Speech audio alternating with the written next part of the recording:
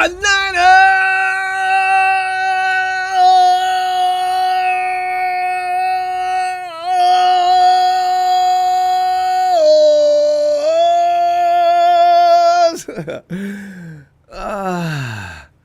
Smooth. I know you're here for this, fam. And we're here for you too, Smooth. We ain't stopped thinking about you for 1 minute. All right? Let's talk Niners. Fam, more stars to come. As you notice, 49ers draft history prompts faith in Lynch and Shanahan's talent for building a winner. My own feeling on that. I'm looking for a debate on it tonight, actually. Because, I just realized something. People are talking about the man. We know every team talks about the ownership and the coaches and everything else, decisions made. If you're winning, nobody says much. If you're losing, it's all about the management, right? The coach, and it trickles on down to the quarterback. And that's pretty much it. Coaches around camp, yeah, that's it.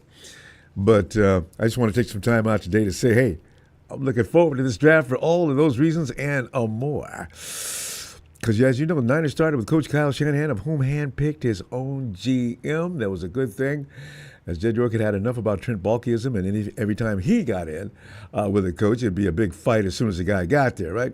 So Jed said, look, I'm going to have my coach pick out his GM, and let's see what happens. And he doesn't get enough credit for that. Good move. Good move, Jed. They've worked harmoniously since the 2017 season when the collaboration first began. Remember how they started with the campaign with the slogan, brick by brick. Now, it's self-explanatory. You knew what they meant when they said it, but you just didn't know how it was going to come about and how long it was going to take. And, so we found out, finding the house that Shanahan and Lynch built has plenty to be proud of as far as staying competitive, if for no other reason, staying competitive. And this is why I want to say to Rams fans who always said, 30 years, and y'all ain't did a damn thing. 30 years of kicking your ass. Here's the thing. One thing about the 49ers, in that 30 years since the Super Bowl, it ain't like they've been laying around getting their butt beat or brains beat out such as the Rams have. So this is why, Rams, your second trophy in 70 years speaks volumes for the stupidity those comments that you direct at us are. You're owned by the 49ers. Even though we have not collected that final accolade, you, sir, have not a room, not a leg to stand on. Just want you to know that. Rat bastards. Anyway, the only accolade that has escaped them is that elusive Lombardi. Volume 2 is underway, though, fam. Underway, starting here in 2025. And with the experiences Lynch and Shanahan have shared and learned from should prompt bigger and better things going forward. That's what I'm expecting, because I see these guys, they came in. Kyle was not a head coach before. John Lynch was in booths all over networks and doing games on a weekly basis. He comes in, he's a general manager. Although the help they got from John Elway will always owe him from sitting, I don't know still. How to get Adam Peters? If I'm Elway, I don't get rid of Adam Peters. He and John are good friends. So he says, I'm going to send Adam Peters over to help you guys get things off the ground. Wow. The rest is history. Adam Peters is now building, God knows what's going on in Washington, but they are now a competitor. It's all about AP. The phones we go tonight, family, get pumped for Draft Weekend 2025 and share opinions about the Lynch and Shanahan first decade in charge of the 5-time Super Bowl champion 49ers and your own personal expectations going forward. Oh, hey, you know what I got to do? And I didn't do this the other day because we were all so broken up about our brother Smooth. I'm going to do this now then. Because the big show, and this is it. He can't send me another mock draft after this, no matter what, because I'm doing it now, show. So no more alterations. Fam, I enjoyed Show's draft. He got a good grade on it, too. But anyway, Show is trading Brock Purdy to the New Orleans Saints. He's going to get, we're going to pick up pick 9, of course. He's going to pick up a wide receiver out of Arizona, McMillan, who I've heard a lot about. Is this that big dude at 6'3", 6'4", runs a 4.7? And just brutal after catching the ball? Damn, Show. So remember the last time we won in Arizona, a wide receiver. Remember that guy that went to the Saints? Or not the Saints, I'm sorry. He went to New England, and he was a bust. What is that guy's name? The guy was built like Iron Man with a suit on. But he can't play no ball. Anyway, okay. So number 9, Tiara. Let me see. Tiara. Tiara? I should have went and looked up his name. Anyway, McMillan, the number 3 pick. I'm sorry, number 9 pick. Number 11, Walter Nolan. Oh, Show.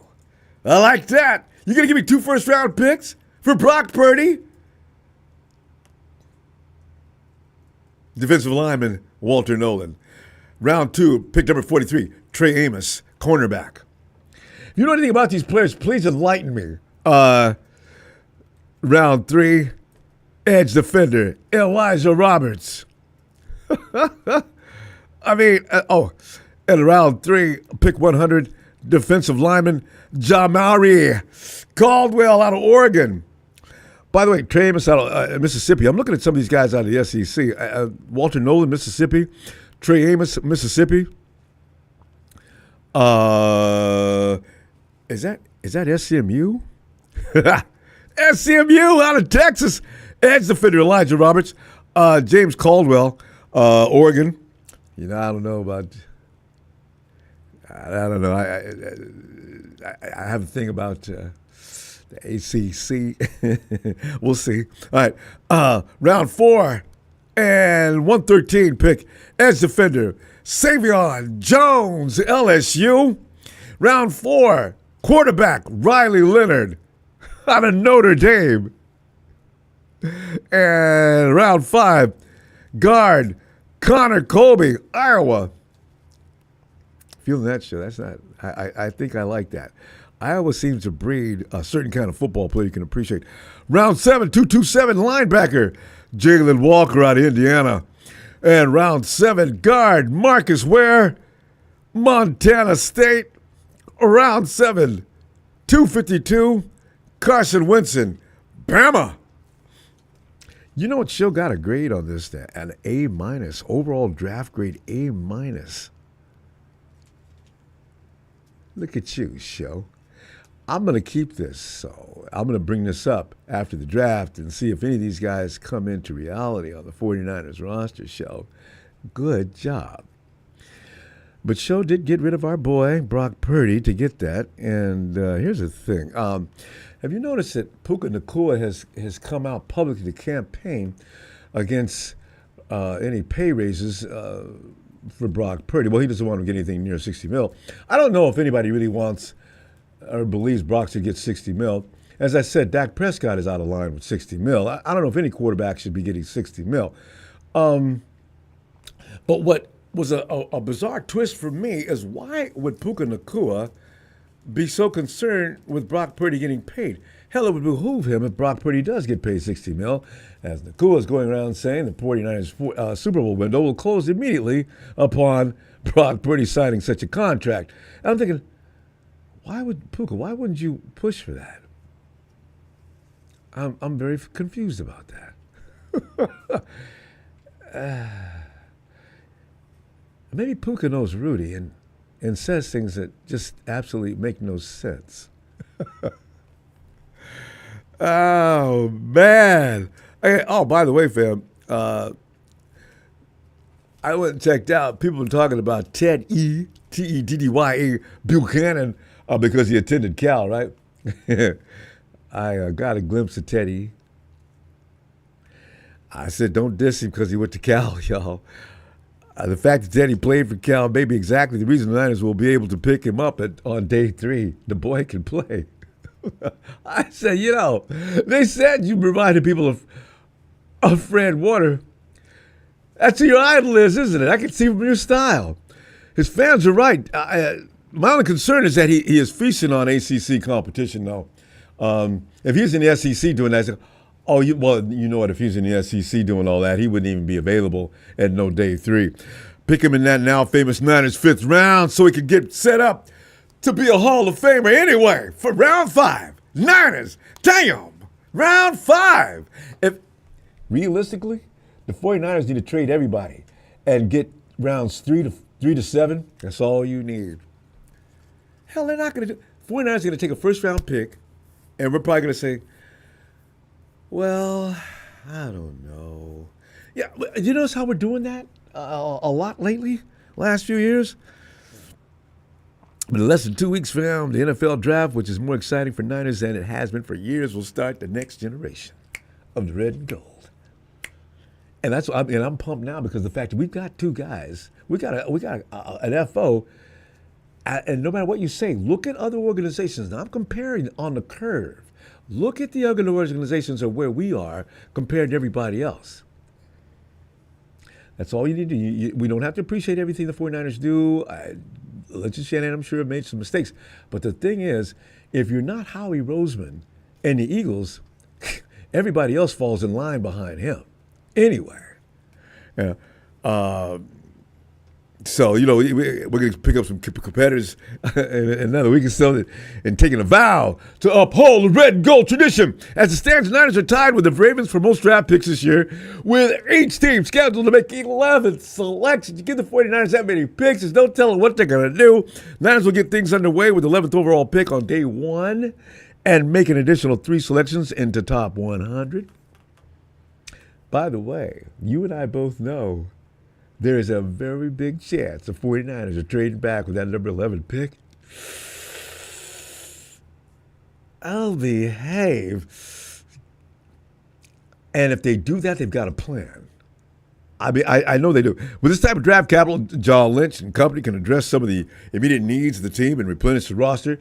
Coach Shanahan will take into training camp in late July. And John Lynch talks like a man who is now large and in charge with the new designations of duties in Santa Clara.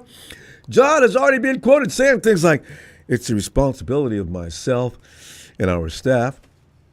And when I say our staff, it's my staff, Kyle's staff. Mentions Kyle as an afterthought. See, anybody that thinks that Kyle's running the show entirely, I don't think so. If I'm John Lynch, I'll come out talking like this. It's real. That designation they made of duties, hey, Kyle, give me your business card. All right, here, take these. All right. Head coach, San Francisco 49ers, consultant to the GM. That's my new title. Yes, Kyle. We want you to focus on making the best football team you can make, because we know you can make a better football team than most people, right? We're going to leave all those other headaches and miseries and things like that may be slowing you down. We'll let John do that. That's his job.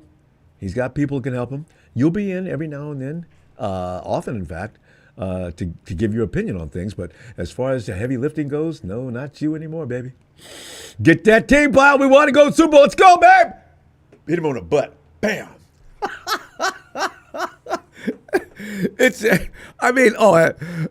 Unquote. I think, he goes on to say, I think more so than in recent past, there are slots we have to fill with these guys. These guys are stalling, but also really invigorating and exciting. It's something we do well. I give you props on that, John. You guys have done a good job. That's one of the best rosters in the game for the last few years.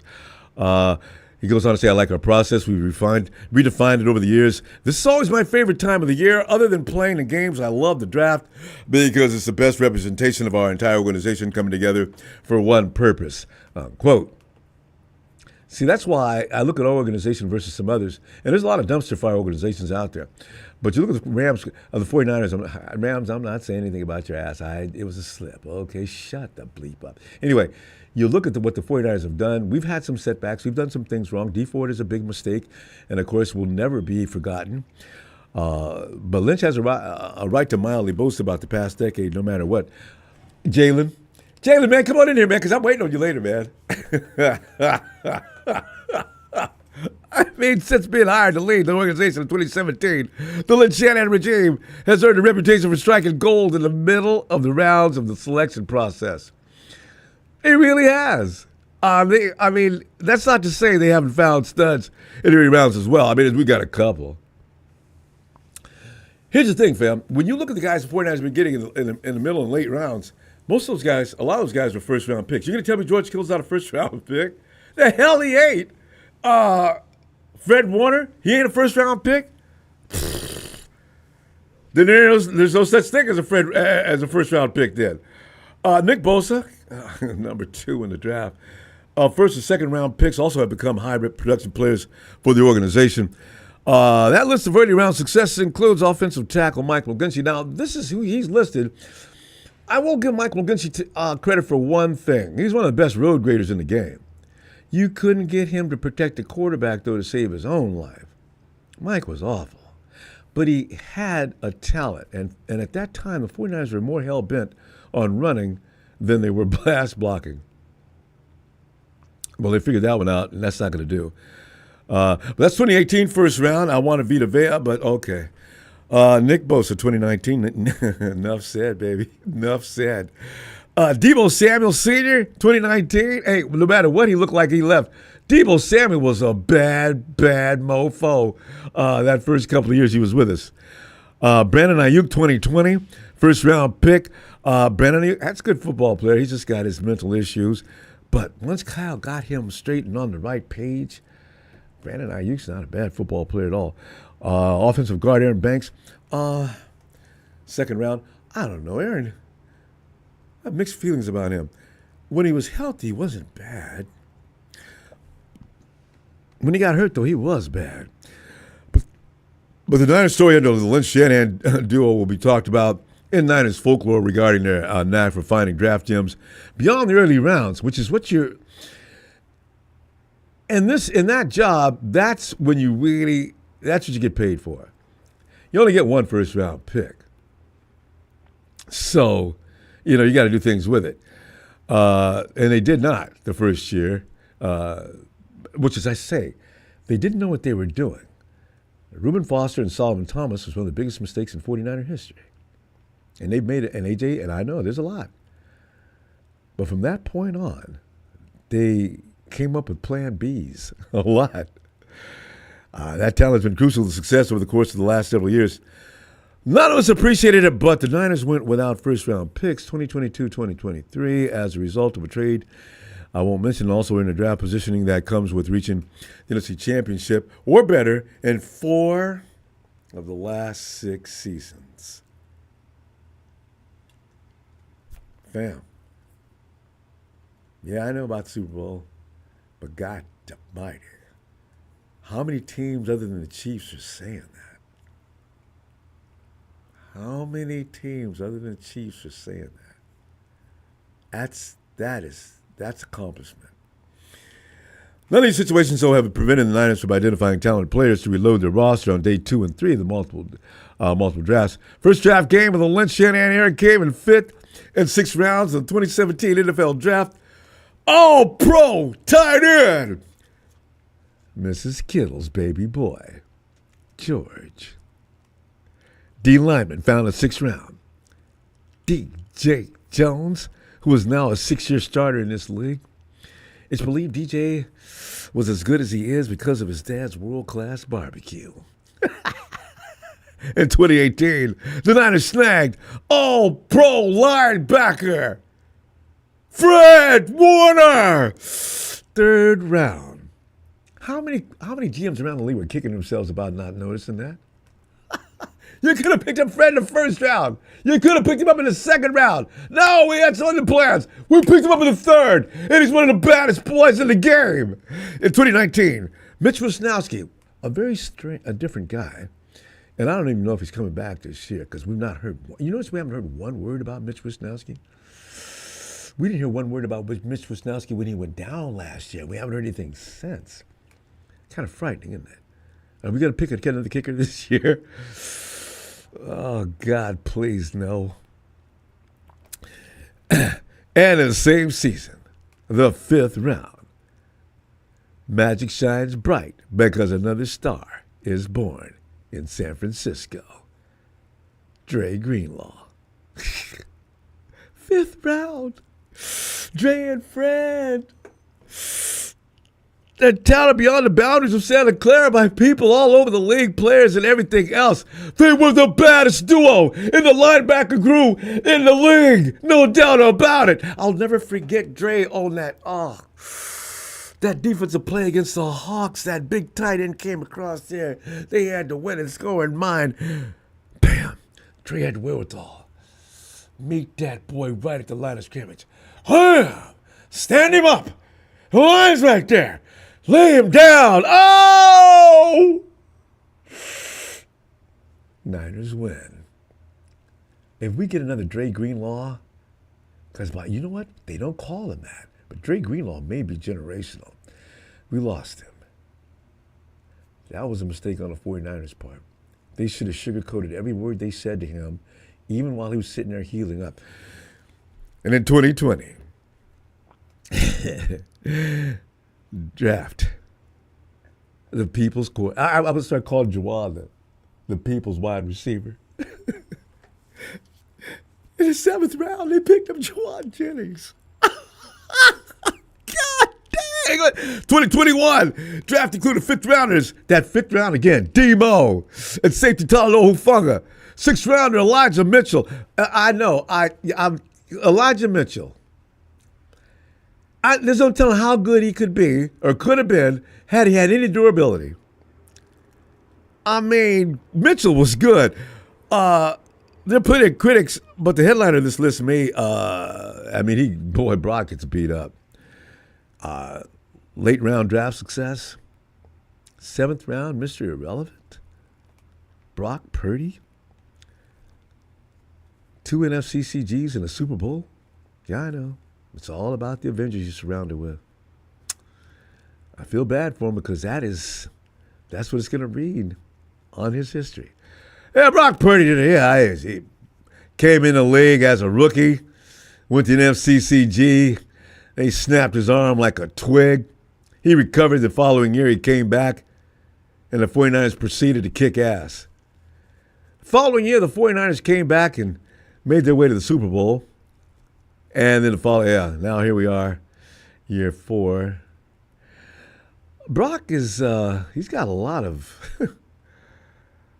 oh man, Brock's got records all over the place that have never been equaled by 49er football players. But that's neither here nor there because what we as 49ers are used to is grabbing the Lombardi. We should have, in fact, it didn't just now start. The 49ers should have a minimum of 7 trophies in the case right now. We were in both games. Every game we've lost in the Super Bowl, the 49ers were right there at the door. The following year, the 2023 NFL Draft produced 3rd round safety Jair Brown, who stepped in for Hufanga after that torn ACL. I still got some questions about Jair, but I can see he's got talent. He's just got to get his mind together. But fam, in order to add more content to this praising of the past decade, the Niners, while justifying faith in Lynch and Shanahan and company, the most recent draft class included this. You know what? Last year may be the epitome of what we're going to see going forward. I mean, the 49ers have hit, but this time, lineman Dominic Pony.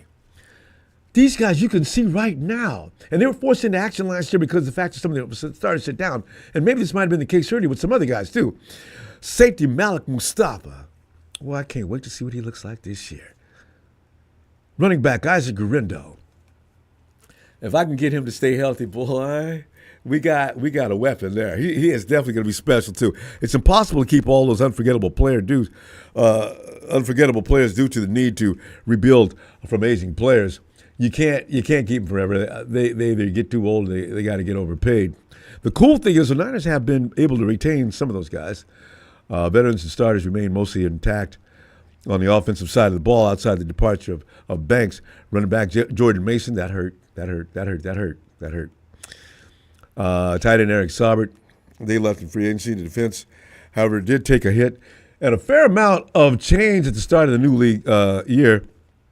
That is, more vacant starting positions and a need for role players at each level of the defense now. They got a lot of picks, and they're going to have to do that too. But not to worry, though. Lynch and Shanahan and company have 11 picks to work with at the end of the month. And as history has shown, where a player is drafted does not dictate the positive impact he may have on a franchise. In fact, I'm going to get more excited after the first round probably than I do any other round. Shanahan spoke to that, saying we've gone into drafts these last few years, not as much last year, but especially the 2 years prior. You look at our board, and we didn't really have to find a starter anywhere. You have to find depth because quickly there's a starter with an injury. It really isn't that way this year. We hope going into this draft and hopefully 11 people, we'll see how that pans out and them into our OTAs. And hopefully we'll have some really good competition come training camp. See, unquote. That's what's going to be really fun this year, fam. Just watching this whole process because we're not seeing this in a while. We've already had a Super Bowl team down the last few years. All they did was sort of pad it up a little bit, like Shanahan says. And we threw some guys in there to maybe cover for starters in case they went down. But we were hell-bent on getting out Lombardi. Failed. Ray McLeod. I'm still, boy, okay, never mind. But anyway, I'm looking forward to this. Bring on a new start, fam, tonight. Testify on your behalf if you've been satisfied with building of this team from years gone by and what you expect starting now with the need to add some new names we'll never forget. Hey, or condemnation. This is democracy up in here, fam. You got something bad to say about anything on the team, I ain't got nothing to say. I may argue about it, but it's your right. If you don't like what's going on with 49ers, say so. It's good for debate. Nothing's prohibited. Amplify on it. Jump on it. Jump on it. Matty S. Get on it up and bend, Oregon. Ronbo. My brother from another mother. Man, that's a huge compliment, Matty. Back at you, fam. Matty, I'm telling you, man, we it's too bad, though, of all the things we've accomplished down through the years, being dominant as we have been, that we found a way to make those little stupid mistakes in the final minutes of Super Bowls. And I told you, man, in that first year with the Super Bowl with this organization, I said, guys, I don't know. This team ain't got the maturity to win no Super Bowl. We'll see. And they went to the Super Bowl. I said, oh, man, come on, Niners. And they went in there, and they turned to children in the fourth quarter. So, I tell you, Matty, what are you thinking, though? I mean, do you appreciate what's taking place here? You're mad about the Super Bowls. You're looking forward to what's coming up next. You got high expectations, low expectations. Jump on it. Yeah, no, I'm definitely upset about the Super Bowl. Detroit versus every Detroit. Nobody. Man, everybody won, boy. 10. Ho. Okay, go ahead, Matty. No, but I get so emotional about those Super Bowls, dude. I don't even rewatch them. I can't. I wonder. I just don't even. I don't either. Even when they're trying to sneak it in on you, you're sitting there looking, you're sleeping on the sofa, and you see something come on, a special coming on. 49ers versus, oh, hell no. I wake up. Oh, hell I'm no. like, I switch that channel right now. You ain't bringing me that back. God. Yeah, I don't think there's a game that we played and lost that pissed me off more. Like, it really, there's nothing that tops it, man, than the game against the Seahawks. I think it was 2012 or something like that when they went to the Super Bowl and won the Super Bowl against Denver, but we didn't go. Yeah, I remember that. Oh, dude, I'm not even worried about that play. Like all the other plays that they robbed us on, it was all that. Just don't even get me started. I get so worked up. Whew, man. Because it's going to leave a scar. Helen Keller could see those robberies. Yeah, we're never going to get over that. We'll go to our graves still talking and thinking about that. It was right there. Right there. Yeah, dude. The Giants were good. Yep. The Hawks had a good defense that year, but the Giants, I mean, we would have beat Peyton Manning and company as well. Oh, yeah, no. No, first snap of that Super Bowl, Peyton Manning had the football go over his head. See, I don't know if you remember that. Very first play of the game. I was. Our defense was every bit as good as the Hawks 100%. That year. Yeah, we would have beaten. We got robbed that whole game. We'd have beat the Broncos. Yeah. Shit. But yeah, But I've got some confidence, Rombo.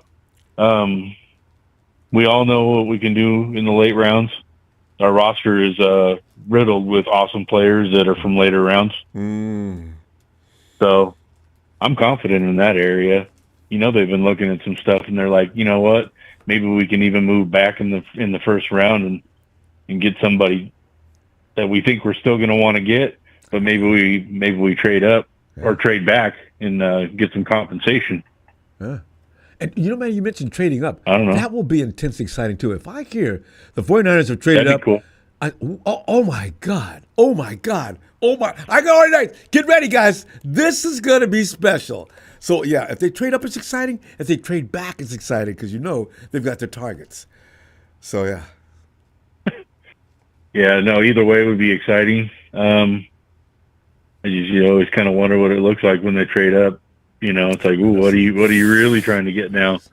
Like, what's motivated this? You know what, though, man? I just realized, every time we've traded up, yeah, Solomon Thomas. I never. Yeah, and of course, you already know about. What was that running back we got a little bit? Running back. That running back we got in like did we trade up 2015 or something like that. Oh yeah, I don't know if we who was that? And he I'm stayed. not drawing him. I'm drawing a blank on that too. I forgot his name. I know what you're talking about.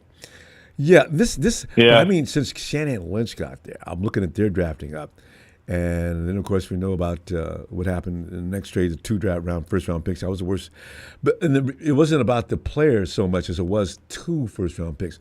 One is one thing, but you gave them 2 years, and Dolphins they capitalized on that too. Oh, absolutely, 100%. So I'd rather not do that again. So of course, they learn. Happens to a lot of people. Yeah, it's too much of a risk. Oh yeah, absolutely it is. I agree.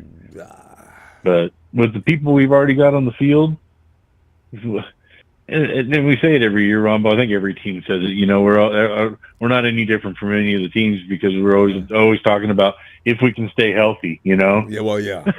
It's a game. You know, it's attrition. If you can get all the way to week 17 and most of your guys are intact, you got a shot. Regardless of who you are. You know. Yeah. That wasn't the case last year. So one of the worst we've had in forever. That's right. But you kind of got to take the blows when they come. I mean, it doesn't. We're not used to it. So I think we just. Yeah. Sometimes you need a little bit of a reality check. Yeah. That's what it was too. That's why we couldn't take it, Matty. The trauma was so serious because we weren't used to that. It was. No, you're not. When you're not used to losing like that. Yeah. Oh no. Yeah. No, and then to be mad at the kicker too all season. Didn't he put an exclamation point on that whole year of misery? You know, yeah. He's going to have some competition this year for his job, though, so we'll see what happens. I like that. Yep. So I'm excited about that, too. We got a lot of things to look forward to. Yeah. And the draft will be here before we know it. So in a few days, actually. When does that start? What is the date today? 17th today? Yeah. So, yeah, it's coming, man. Like another week. Matty, we got to go. I tell you what, you know what? I'm not going to be. I'll be here Easter Sunday. And we're going to do a couple of shows on Easter Sunday. Tony's going to come in with his draft, and then we're going to get together after. Oh, nice. Yeah, so, you know. Nice. Okay, I look forward to that. And then we're probably going to be in and out of here all next week because that's leading up to draft time. Oh, God, yes. Yeah. Oh, yeah. I keep forgetting to ask you, Ronbo, how do you get on the Skype or the video call? I always thought that'd be fun to do every now and again. Yeah, I wish you would. We're using Uber. How do you do that? We're using. I see what you want. Skype. I understand Skype's quitting. We're still using. Okay. We're using Uber. Right? Yeah, Matty. Yeah, Matty, okay. Call in. See the signal down below. All the information on Uber. I wish you'd get in here. We'd love to see you. All right. Yeah, it'd be fun. All right, yeah. Matty. All right, buddy. We'll see you Saturday. All right, buddy. Good night, man. Night, Matty. Yeah, oh yeah. No. Let's go check in on Aaron. Aaron! In AAA. What's up, Ronbo? AAA laying praises on the team, man. I'm grateful because, we could be like, oh, man, they won no Super Bowl, damn that. I run into those kind of people all the time, and I'm sure you too. There's a lot of bitter 49er fans, but I just want to reflect a minute on how many teams aren't even sniffing the 49ers jock this last few years, and they're the ones. I mean, be New Orleans, be the Panthers. Hell, even our buddy Tony would love to see his team at least elevate to that next level as well. You look at the Minnesota Vikings. I could go on and on. It's not easy accomplishing what the 49ers have done, and I think they deserve more appreciation. But AAA, I could be wrong. What do you think?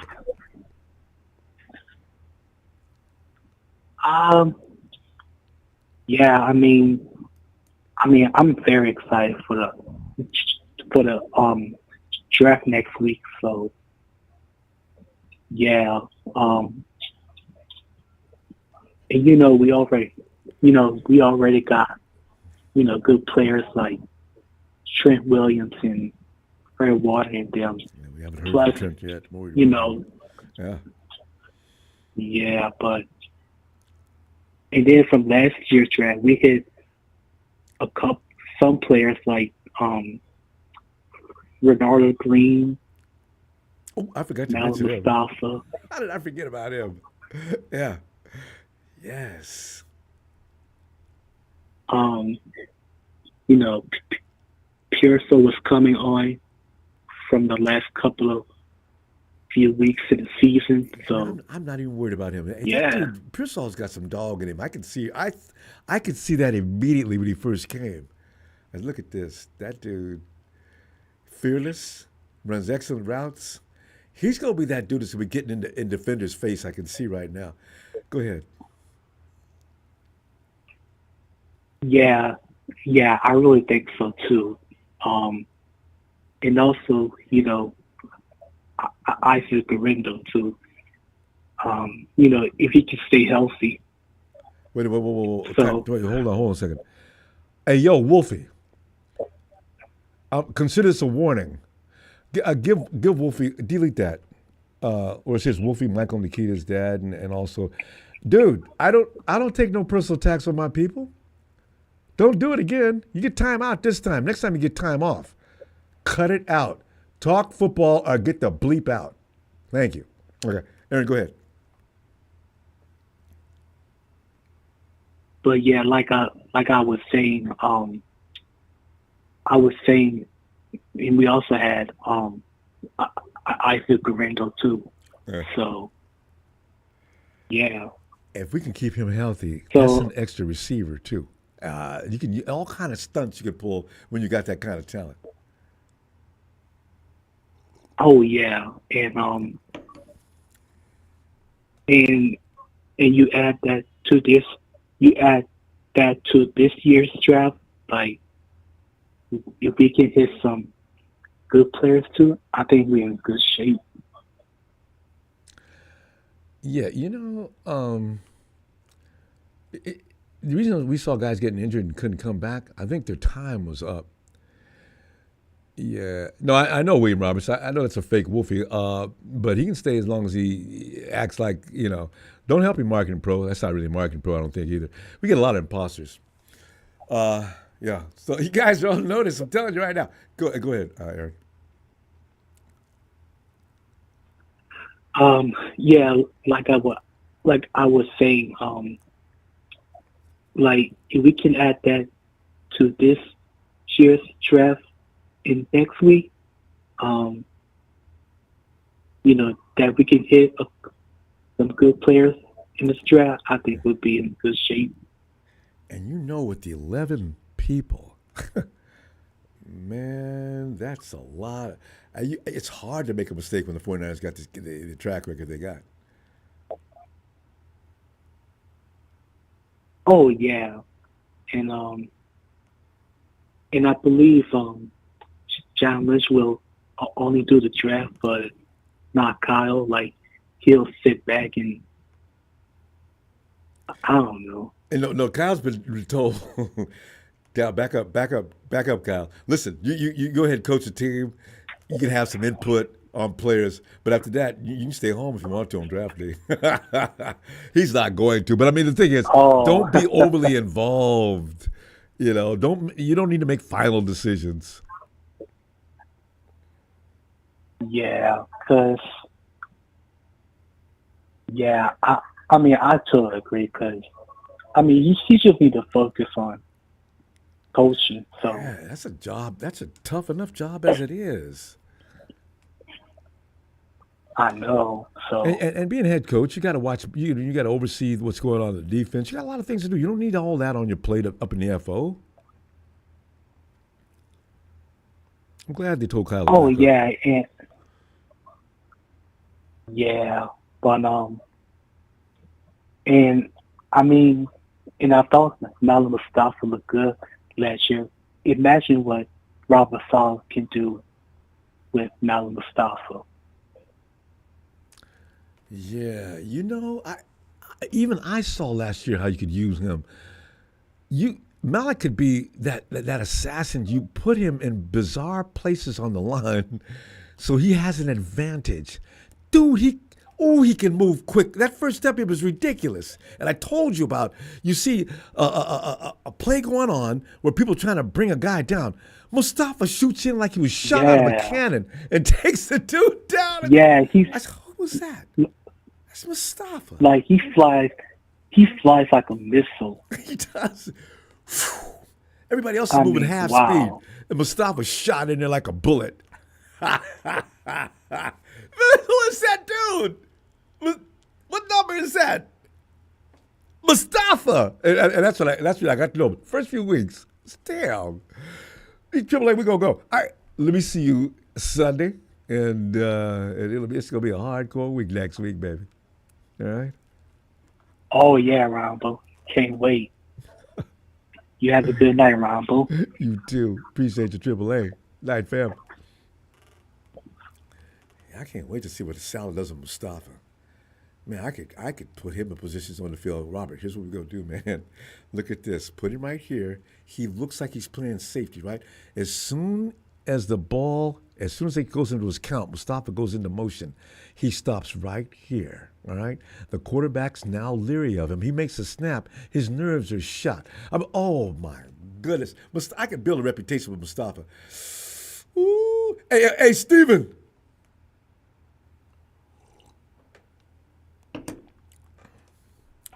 What's up, Ronbo? Steven, man, I'm sitting there. I mean, Steven, and you're a guy who I love. You like to bring arguments to the table as far as Lynch and Shanahan. Steven, what is your feeling? Are you going to lay praises on these guys, or have they pissed you off, or what's the story? Shanahan has definitely pissed me off. Now, Lynch, on the other hand, has been about 50-50. He's made some pretty good picks. He's made some pretty weird picks that just haven't worked out. But every time, I don't think I've ever seen Kyle pick somebody who I can honestly say was, oh yeah, he chose it. It's a solid pick, like right out the gate. Two of the guys you don't you could appreciate say the Brock most. Purdy. It's Debo Yeah, and IU. Those are Kyle picks. Yep. Those are all Kyle picks. And every single one of them came back to bite the Niners in the ass. Every time. So for me, it's like, I got a sour spot with Kyle. But when it comes to other shit, excuse my language, I got to give it to, John Lynch for saving him. Because without John Lynch being a GM and putting his 2 cents in and what he likes for the defense and what he likes on the offense, Kyle and him would have been gone. Like, if you think about it. Like, both of them would have been already gone. You make how many consecutive bad draft picks? Let's put it like this. If we drafted, right, Dante Pettis over and over and over and over again, I think do that's a you Kyle think pick that? too. Do you think that our front office was going to wait to get rid of them? No, they would have got rid of him after the second year. Like, you're not going to do it again. Honestly, that first year, when I saw he was a coward, I was done with Dante. I thought he was excellent with the first few weeks. He runs routes. That catch he made against Minnesota Vikings, way back deep in the end zone, I said, look at that. And then from that point But it was a on, one-time thing. that was it. It was a one-time thing. It's heartbreaking to see. If you don't want to get hit, you're playing the wrong sport. you are playing the wrong sport. You are at the wrong place at the wrong time, getting paid stupid amounts of money for a thing that you don't even want to do. I mean, because they ain't. What do you think? People would take it easy on you? Pettis pulled up on routes, and you could see clearly, Dante. I seen that, man. What was up with that? Are you scared? Oh no. Okay, anyway, he's all over the league these football days. Players. Well, I mean, how he can't stay solid because he doesn't want to get hit. What team? And the crazy part is too is that whatever team he goes on, the defense knows that. Oh, he doesn't want to get hit, so we can go to him. Like just all you got to do is just stand next to him. You don't even have to touch him; just stand next to him. Or smack him, even if you get a flag. He'll be scared. Yeah, and especially smack him just right because you don't want that again. But I'm looking forward to the draft, man. Like I said, there's been a lot of talent, especially on defense for us to pick up. You can't go wrong. You really can't. A lot of teams are looking towards offense because, again, they want to copy the main leader, the winner of the Super Bowl. It's like the new in thing, man. It's like the new fashion thing. Even though the Niners have been doing it for years, for some odd reason, the Eagles just all happen to execute it a little bit better than us. We've been doing run plays and running people on the ground since the beginning of time. But hey, it worked for the Eagles. It just didn't work for us. But you know who it didn't work for? It didn't fucking work for the Detroit Lions because they suck ass. But that's besides the point. Detroit.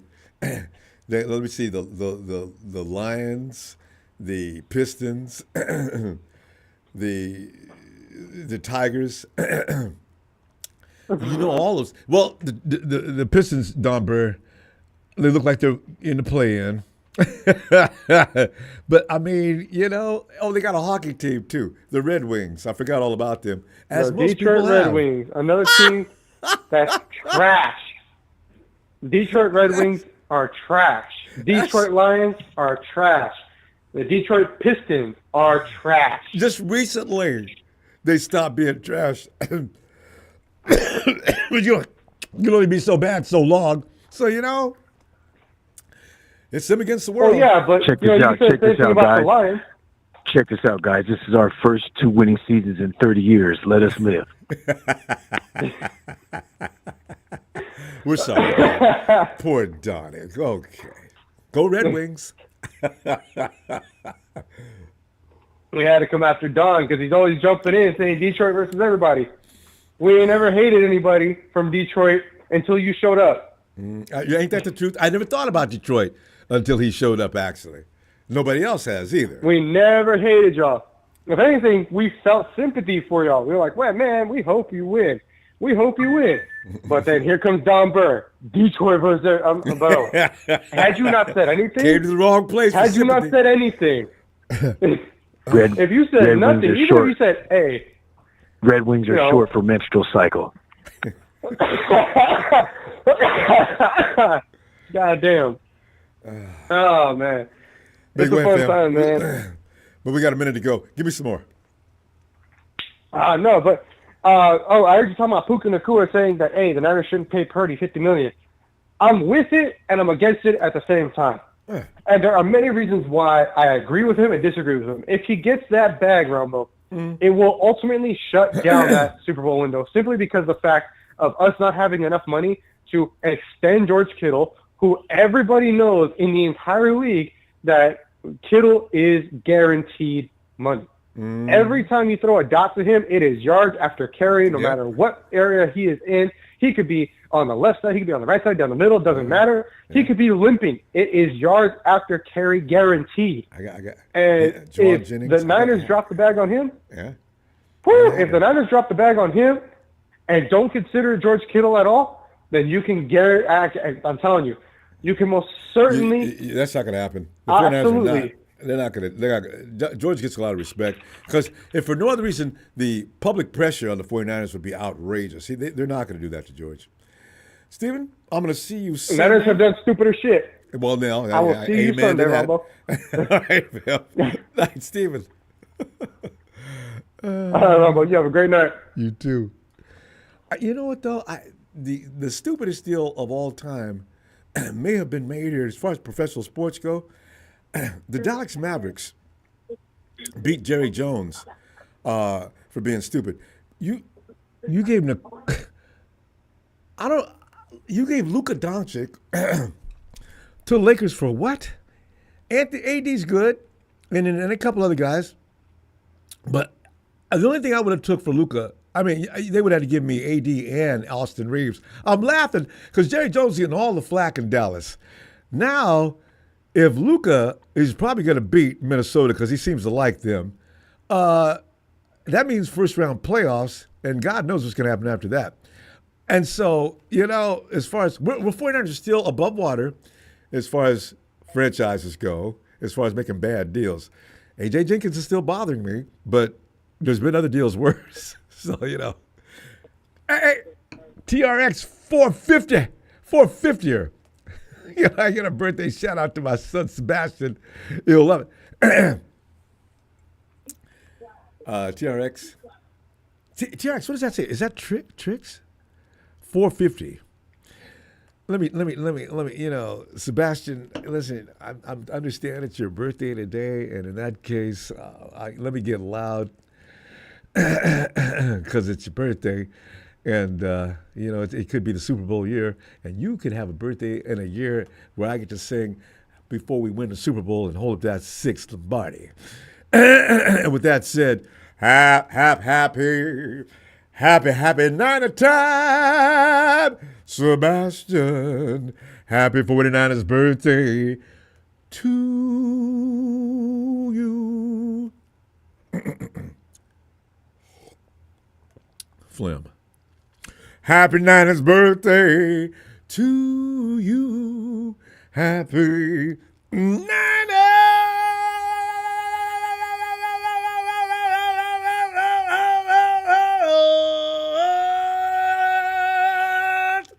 Sebastian, happy birthday, little bro. There you go. Hey, well, it's a big show. Ooh, show, get in there, man. What's up, Ronbo? How are you tonight? Man, I'm doing all right, man. Because this year's draft's gonna be fun.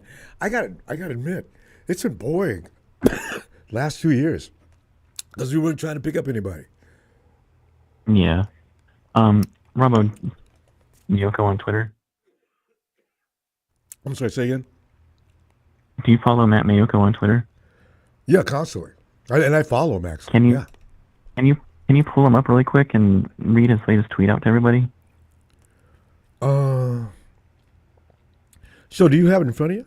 Because Yeah, I do. I got to move my computer around here. I wish I'd have got a note from you earlier. I could have had that up. I'm dying to know. What is? Go ahead, read it. Can to you- us. It says, when I was on KNBR this morning, I was asked about Brock Purdy's contract negotiations. Bottom line, Purdy's side has not accepted what the 49ers want, and the 49ers have not accepted what the other side wants. That's how negotiations work. In other words, nothing has changed. Since day one, you mean? Yeah. So what does that sound like? That sounds like they're far apart on money. Guaranteed money. Yeah, this is what the 49ers do. Guaranteed money in years is what they're far apart on, is what it sounds like. And here we are a few days away from the draft. That's not the news we needed before the draft. And I like the draft. I get excited for it every single year because there's no other sports organization that has a pomp and ceremony and pageantry that the NFL has. I can't watch the NBA draft or the MLB draft. Those are the most boring drafts. I know. I don't know anybody who watches. I've never watched the NBA draft. Major League Baseball. I can't remember the last time I've ever done that. I watch the NBA draft every year, but they're not as exciting as the NFL draft. Yeah. Because when I hear about teams having 4 first-round picks, I say, this guy's. So But yeah, the NFL does it better than anybody else, I think. And the pageantry. Yep. But unfortunately, as for Kyle and John goes, I've tuned them out a long time ago. I'm just counting down the days until their contracts expire, which is very soon, believe it or not, after the 2026 season. And I'm sure Tony and Jalen are in that same boat as I am, because these guys Especially have had Jalen. 10 years, a decade almost, and haven't gotten anything done. And that's why I'm so torn as to why does it even make sense to pay Brock right now? Because what's the future going to be like for Kyle and John? Are they both going to be here, or one of them's going to go, or what? Why would you tie yourself down to a quarterback long term when your contracts both expire at the end of the 2026 season? So, You know what I mean? It seems like they're already punting on this season, so it doesn't make sense at all to extend him. The way the way they got the roster, it feels like the end of Kyle and John's tenor here. Pretty much, that's what it feels like. They've got one more season, and that's pretty much it. Well, you remember One more this season and the following season. So Jed likes him. that's why. Sure. Yeah, of course he likes them. Of course. No, not. But Well, he likes Brock. they haven't signed him. They haven't signed contract extensions to either Kyle or John. They expire after the 2026 season, and if you look at the players' contracts that we have signed this offseason, they are 2-year deals. So, what does that tell you? I don't. You project into those kind of things and read into it. I don't. There's been some things. The signs were read wrong. I didn't know they were going to get that extension they got last time until Jed just came out of nowhere and extended them for that 6 years. I didn't see that coming. So I don't know how to read Jed or what they're doing. I know Jed likes them because it's good to keep butts in the seats. If nothing else, the 49ers may not win the Super Bowl or these other things, but the seats are filled up. Why? Because as long as John and Kyle are there, they're going to compete as long as everybody doesn't get injured. I think the fans are wearing thin on Kyle and John, honestly, because they've been here for a decade and nothing's gotten done. We haven't won a championship, and we were promised to hang Super Bowl banners, and we haven't yet to hang one. And it's been 10 years now. Yeah. 9. I mean, what do we? There's something to be said though about staying in position to do that, though. So you can't just discount that as being nothing. You know what I mean? That's hard to do in the NFL. Tremendously hard to do. Ask 30 other teams about that. Since Lynch and Shanahan, again, how many teams have been to and achieved anything in the Super Bowl? I mean, the Chiefs took over. Seattle, Denver.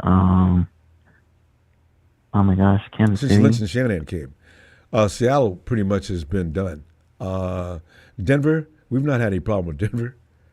I'm talking about since Lynch and Shanahan got there. Yeah, try again. Those teams are not. Yeah, Kansas City are number one. I mean, yeah, that's what I'm saying. They've got their shit together.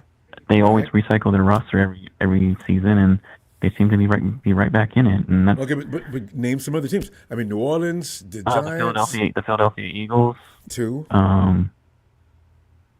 That's pretty much it. I can give you Buffalo. Yeah, it's hard to win in this league. I don't get why some people want to continue on with these guys. Like, they're not getting it done. It's just what do you measure as getting it done? I mean, if you're not winning a Super Bowl, that means you're not getting anything done. Is that what we're saying? Getting it done. Okay. Just participating is not good enough. I'm sorry. No, but show. I don't know what. Do I fire every coach in organization in the league then, other than maybe 4 or 5 teams? You said everybody. That's what a lot of teams do. That's what a lot of teams do. They fired Doug Peterson right after one Super Bowl win. Yeah. You know, like, that's what organizations do. If they foresee that nothing's gonna come about, and you know what I mean, they'll can them. They have no problem doing that. I don't know, Shell. Why are we so afraid to? Like, I don't get why some of our fans are so afraid to. Like, it's like you go get somebody and then you join the rest of the. No, it is a fear. Yeah, I mean, the thing is, it's a fear. You go get somebody else, and we join the other 25, 30 clubs. So you're just gonna be stuck with the same humdrum. Never get anything done ever. Doesn't get over the hump, or like coach and GM. Like, you're just satisfied with that, going into that with 10 years ago or 10 years later from now. Hey, so we got to go, but listen, I want you to give when you come up with that argument, though, like Jalen and everybody else, give me a coach that can get it done. That's why I don't want to just get rid of this guy. I need to get a coach and a GM that can get it done. The draft this year is not as exciting as it was before. I mean, Okay.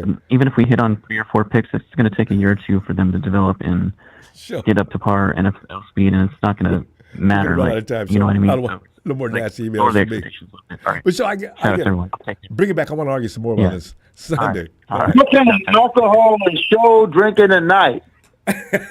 Night show. Jack, hold on. Hey. Oh, okay. Hold on, Anthony. Okay. What to do, Ronbo? Hold on, Anthony. Hold on. The name is just a motorcycle. Oh, TRX. That is a motorcycle. Sorry. The name is just a motorcycle, but I appreciate the birthday shout out. He loved it. Hey, Sebastian, happy birthday. TRX. I know. I forgot all about that bike. Yo, Anthony. Fam, you got a TRX? If it ain't a Hardy or around, Anthony, get in there, man.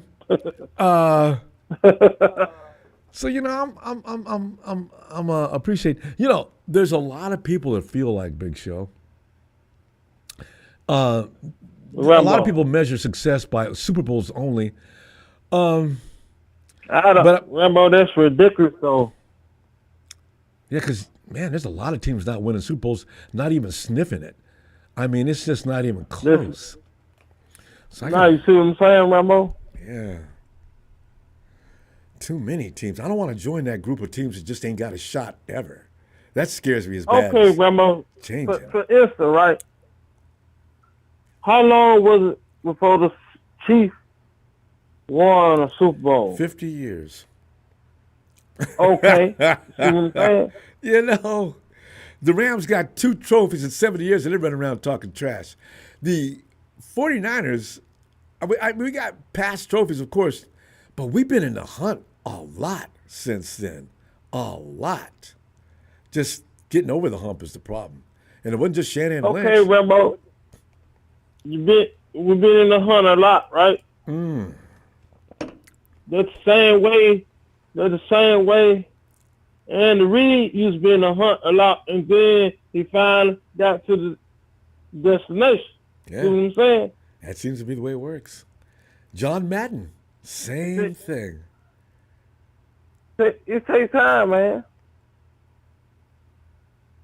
Yeah. And switching administrations every time you get mad, that's going to set you back deep. Yeah, I don't trust Long as that. they win. Long as 49 wins, then they, look at my Niners.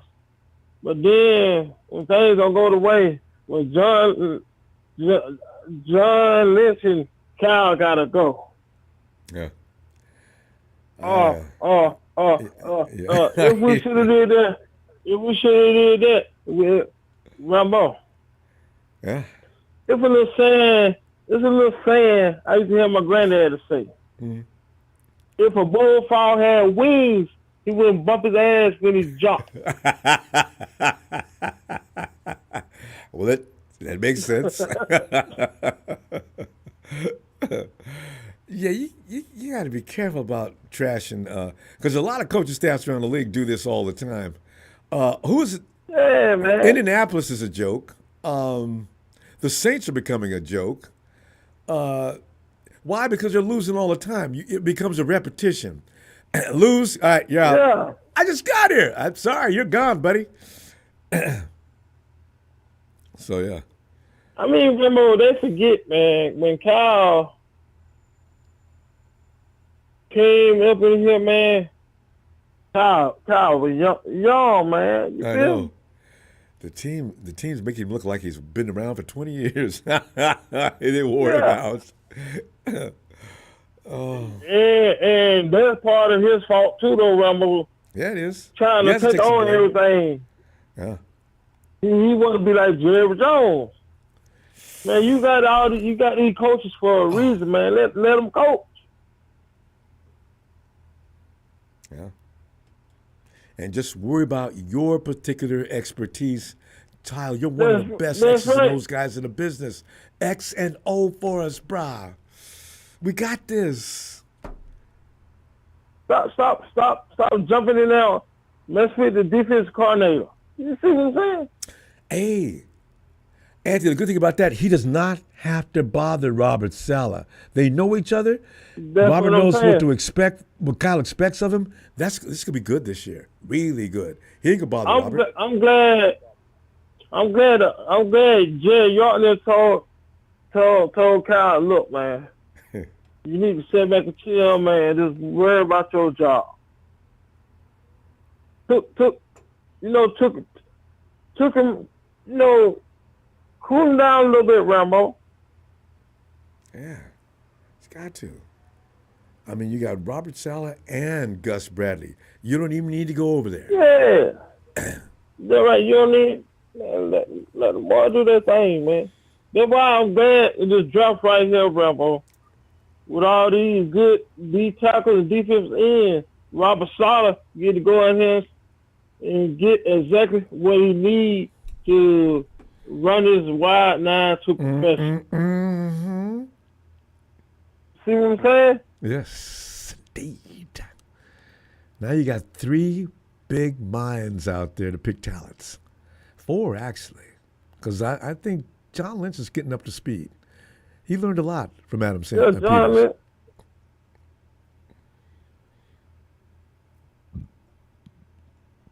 Anthony? And Robert Saleh, it goes to show you. Look what he did when he got in there with the Jets, when he picked Sauce Gardner. You see what I'm saying? Oh, Robert, man, I wanted he Sauce knows Gardner exactly so what he bad. wants. Yeah. Man, what? Rambo, man, I wanted him. Sertan and Sauce, they were the dudes that year. If you could get either one of them, Man. well, you set. There's a guy like that this year, too. Look out for him. What's his name? Will what? Robert Saleh down there had the Jets. Man, they had the Jets defense look like, wow. You know, hey, look out for number 11 pick. Everybody thinks we're going to get defensive. There's a cornerback that everybody's talking about that could be, they say he's just like Sertan. It could be. Look out. We haven't had one of them kind of cornerbacks. Anthony, I don't remember the last time we had that kind of cornerback. We've had some cornerbacks, but nothing looks like Gardner or Sertan. Yes, Sauce Gardner. Now the dude we had, I forget his name, but I know his number 22. I forget his name. He was real good, Rambo. I forget his name though. Yeah, well, there's one this year. Could be found at 11. No, What's the 49ers going to do? That's when Jim Harbaugh was the coach. Number 22 for us. He was good, Rambo. I forget his name. You talking about Carlos Rogers? Yeah, him. Carlos was good. He was bad. Well, I used to love that dude, Rambo. Yeah, Carlos. I forgot about Carlos. And But Harbaugh. we had since him though, Rambo. No, We had one since him. we didn't have Not playing the way Carlos Rogers, but he was good, Rambo. Hey, look out for Will Johnson. You know why? Travis Hunter, Jahadi Barron. They're going first. Will Johnson. Oh yeah, Will Johnson. Rambo, I would love when we get that part. That part tough, Rambo. Anthony, we done ran the clock. You know, anytime you start having fun with football, the clock runs out. Anthony, I'll see you Sunday, all right? All right, Rambo. Appreciate you, though, Rambo. Appreciate you, fam. Night, Anthony. All right, Rambo. Yo, Lorenzo. Oh! Now, here's a man. Now, Lorenzo, I know how Lorenzo Ronbo. feels about the 49ers. Lorenzo, man, I'm like appreciating the 49ers as far as the organization goes and what they've achieved. There's been some failures, of course, but that's the way it's going to be in football. I look at other teams, and I have decided the 49ers, I ain't mad at them. But you know what, Lorenzo, there are those who do not appreciate the 49ers' efforts with John Lynch and Kyle Shanahan. Now, what do you think? Well, they've never sat through a Dennis Erickson fucking post game, you know? God, that is. Man, you picked out some garbage there. Oh, man. So you know, a lot of these guys haven't been fans since after that, you know? Fucking Erickson. Come on, make me think Erickson, man. Damn. What is he doing these days? I need to Google him up. Where is he? Needs his ass whipped even now. God. Yeah, now what's that other guy that was always wearing a suit? What's his name? It wasn't Mooch. Mooch. Who was? Oh. It was Mooch. Mooch was the last. He went to the playoffs when we beat the Giants. I enjoyed Mooch actually because I just liked Mooch. Yeah. He just didn't have a team. He didn't have a core. I mean, Garcia was all right, but you know he wasn't going to win. Mike Nolan. I said Mike Nolan. Yeah, Mike Nolan. Yeah, that guy. You know, we had that. Erickson, Singletary. The guy who drafted Cantuan Bummer. Shit, man. So I yeah, tell you, we've had some yeah. bad organizational people. That's why, Yeah. you know, if you're 30 and up or 35 and up, boy, you still don't understand. Boy, there's been some Yeah, coaches we've been who in are taking like, beat what, to 3 death. Super Bowls? Whew. I mean, how many Super Bowls has Dallas been in since '96? You know, How many playoffs has Dallas you know? been in since 1995? Brock Yeah, Purdy's been to fucking more playoffs bullshit. than they have. In the Brock 2-3 Purdy's won years more he's been. fucking- Man. Yeah, he's won more playoff games than the whole organization of Dallas. You know. See, Lorenzo, that's So, what, yeah, that's what I'm comes happy. from watching the 49ers for a long time. We can appreciate what we're seeing, and we have a wider spectrum of thought on this situation. Youngsters now, Yeah. oh, he ain't winning no Super Bowls. Get his ass out of here. Yo, bro. Yeah, but you're in the Super Bowl. You have a chance to win. You have a chance to win. You know what I mean? Yeah. You're in there rather than not even making it to the playoffs. You know. Yeah, some of these guys are kind of like, I don't know what the fuck they're thinking about, you know, but I mean, I'd rather not be in the playoffs, you know. Shut up, Denver, you know. Be I the mean, what do you watch? Giants. What do you watch? Man. Yeah, what do you watch the game for, you know?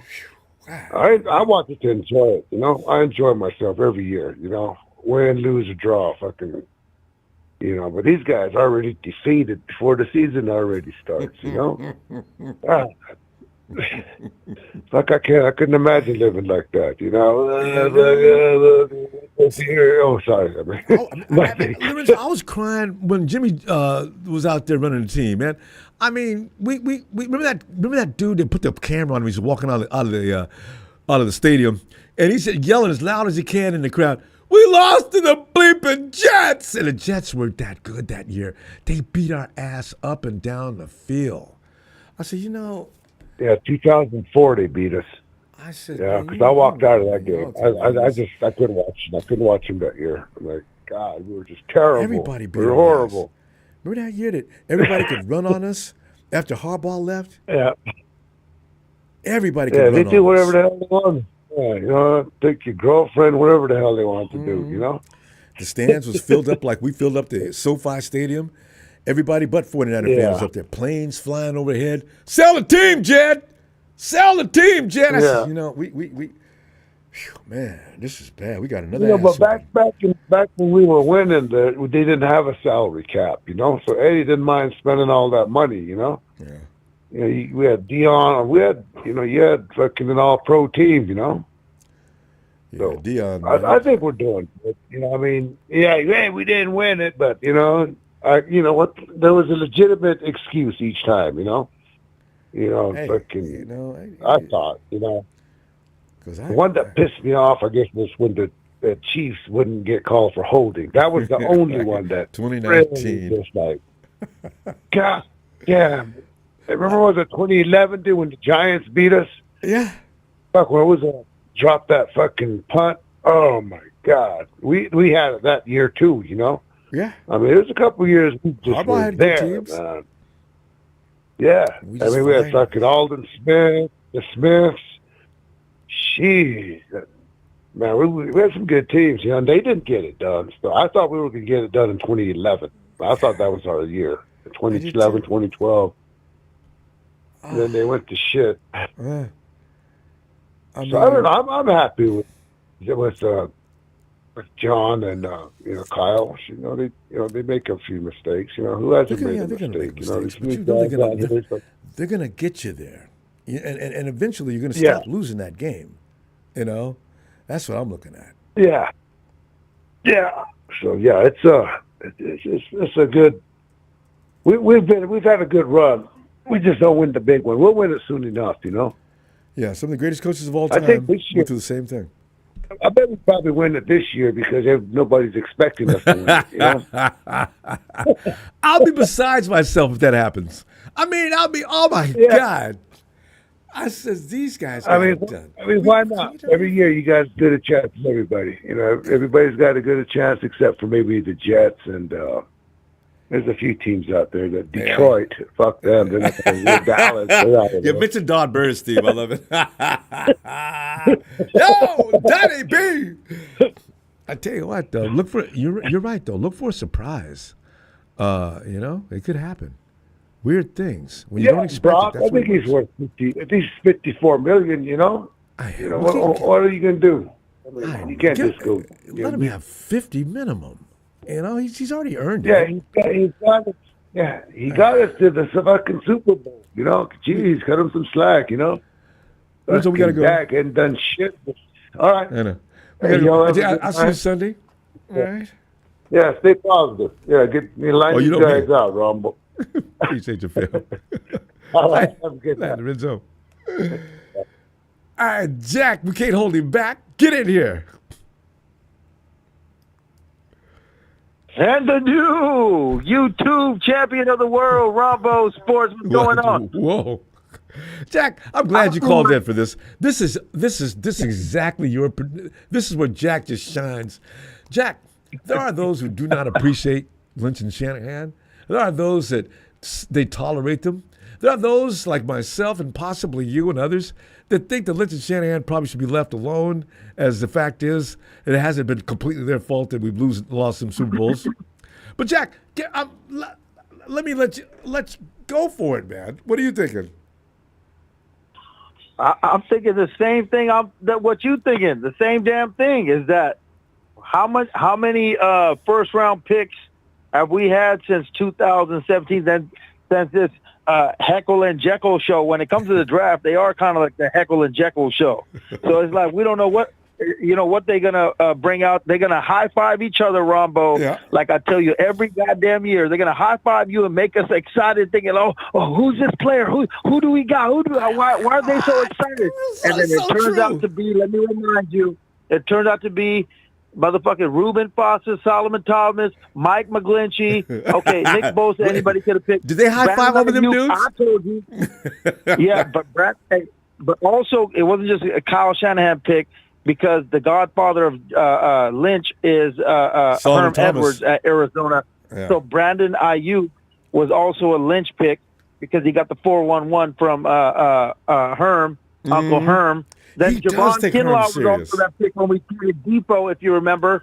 Trey Lance for 3 goddamn picks and Ricky Pearsall. So I'm sorry, man. When it comes to the Heckle and Jekyll show each year, when they high five each other, which they're going to show us in the war room, Rombo, I'm saying be afraid. Yeah, be very afraid because we don't want no black flipping, ego tripping Drake. Motherfucking Jackson type of dude or there's another bust. Oh, hey, fun fact, guys. My guy Malachi Starks and Jalen Walker from Georgia, both from Georgia. Malachi Starks is a safety. Kruger out of the woodwork. If you remember, like a month or two back, I said these two guys right here. Bam. We got to pick them because one's going to have you do the Merton Hanks dance, and the other one's going to make you forget about Dre Greenlaw because he's like that hybrid type of like he can line up as a defensive end linebacker all over the damn spot. Jalen Walker. So now Kruger's saying, "Oh, we could trade back and maybe get some." You know, there's a lot of dynamite in the stuff like Malachi Starks and stuff like that. So I'm just saying, man, don't forget your brother because from another mother. Because these dudes right now, I wouldn't mind us trading back, Ronbo. I would not. I ain't mad at that either. I agree.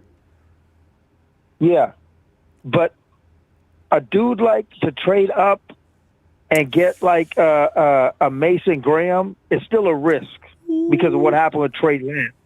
So I do not want to trade up and he hates when people say that.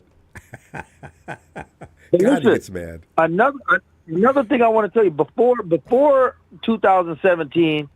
Our first-round picks were DeForest Buckner, Eric Armstead, Jimmy Ward, Eric Reed. Okay, we had A.J. Jenkins, but we then Alden Smith, and then Anthony Davis and Mike Iupati. So we was hitting on first-round picks, Ronbo. Hey, and they were good. Guess who that was, though? That was McLuhan. McLuhan can build a team. No doubt about it. I never questioned his moves. Boy, and McLuhan would have a few drinks and go to the draft and pick out the best team you ever seen in your life. Trent Baalke didn't come onto the scene until a little later. You know? If we turn out to get a bust, Rombo, this year and they high-five each other again in the war room and it's the same damn shit with our first-round pick, I'm going to sue their ass personally for your behalf, or everybody, every 4 I'm going to sue their ass like Pam Bondi just sued the state of Maine. All right? Over that transgender athlete stuff, all right? That they're not playing ball, Maine ain't. But anyways, all I'm saying is, bro, Julian Peterson is announcing our second-round draft pick. It's going to be lit, so I don't know what the hell Show's talking about. This is a really exciting time, I feel, because I think this draft has about 100 dogs in it. Oh, at and least we're in the dogs. first 100 picks. No telling how many we're going to have. Exactly. We got a lot of picks.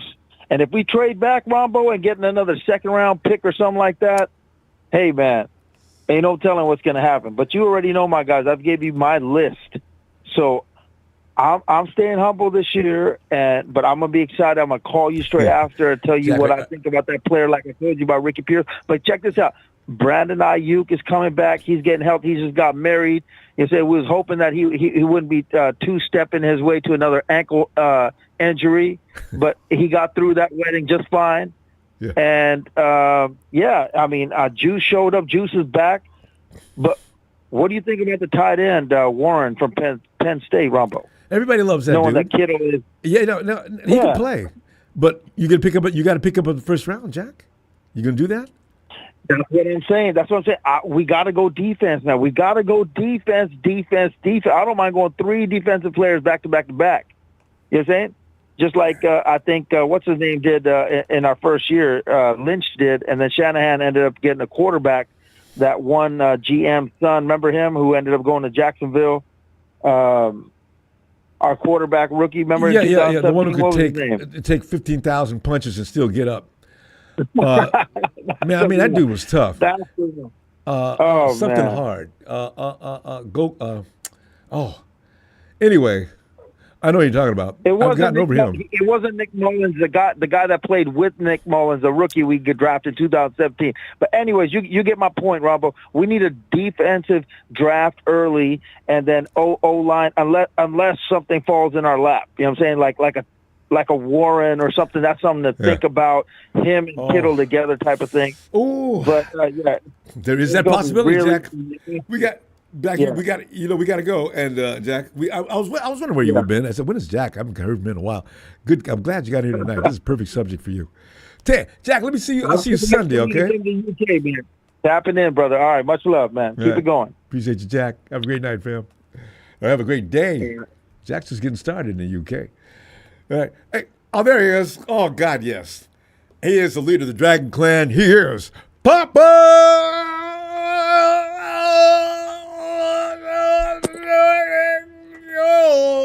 Dragons.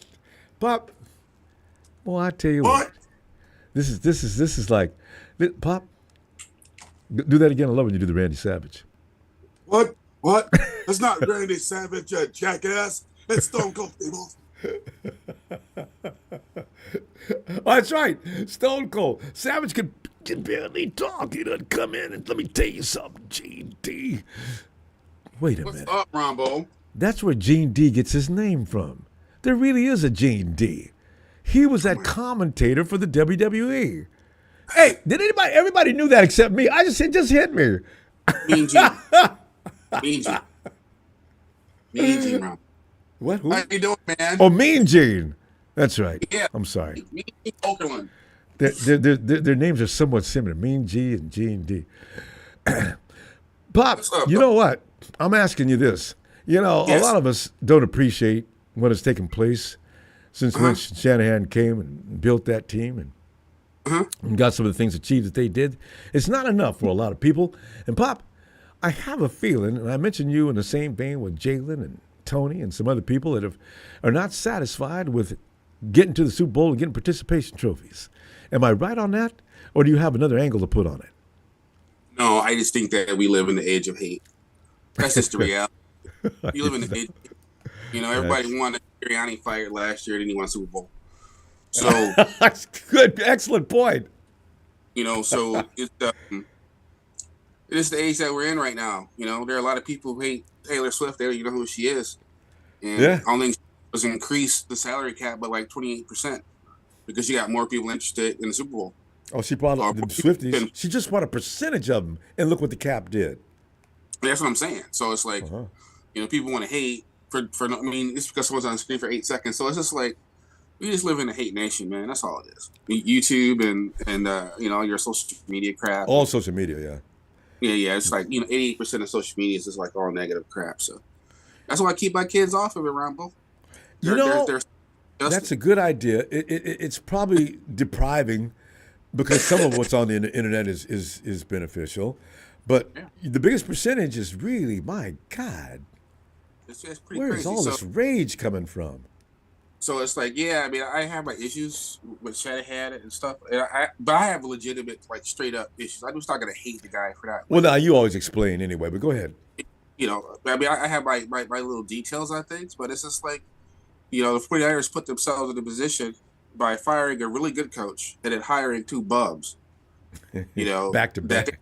But they were the first team to offer a fully guaranteed 6-year contract to a first-year coach.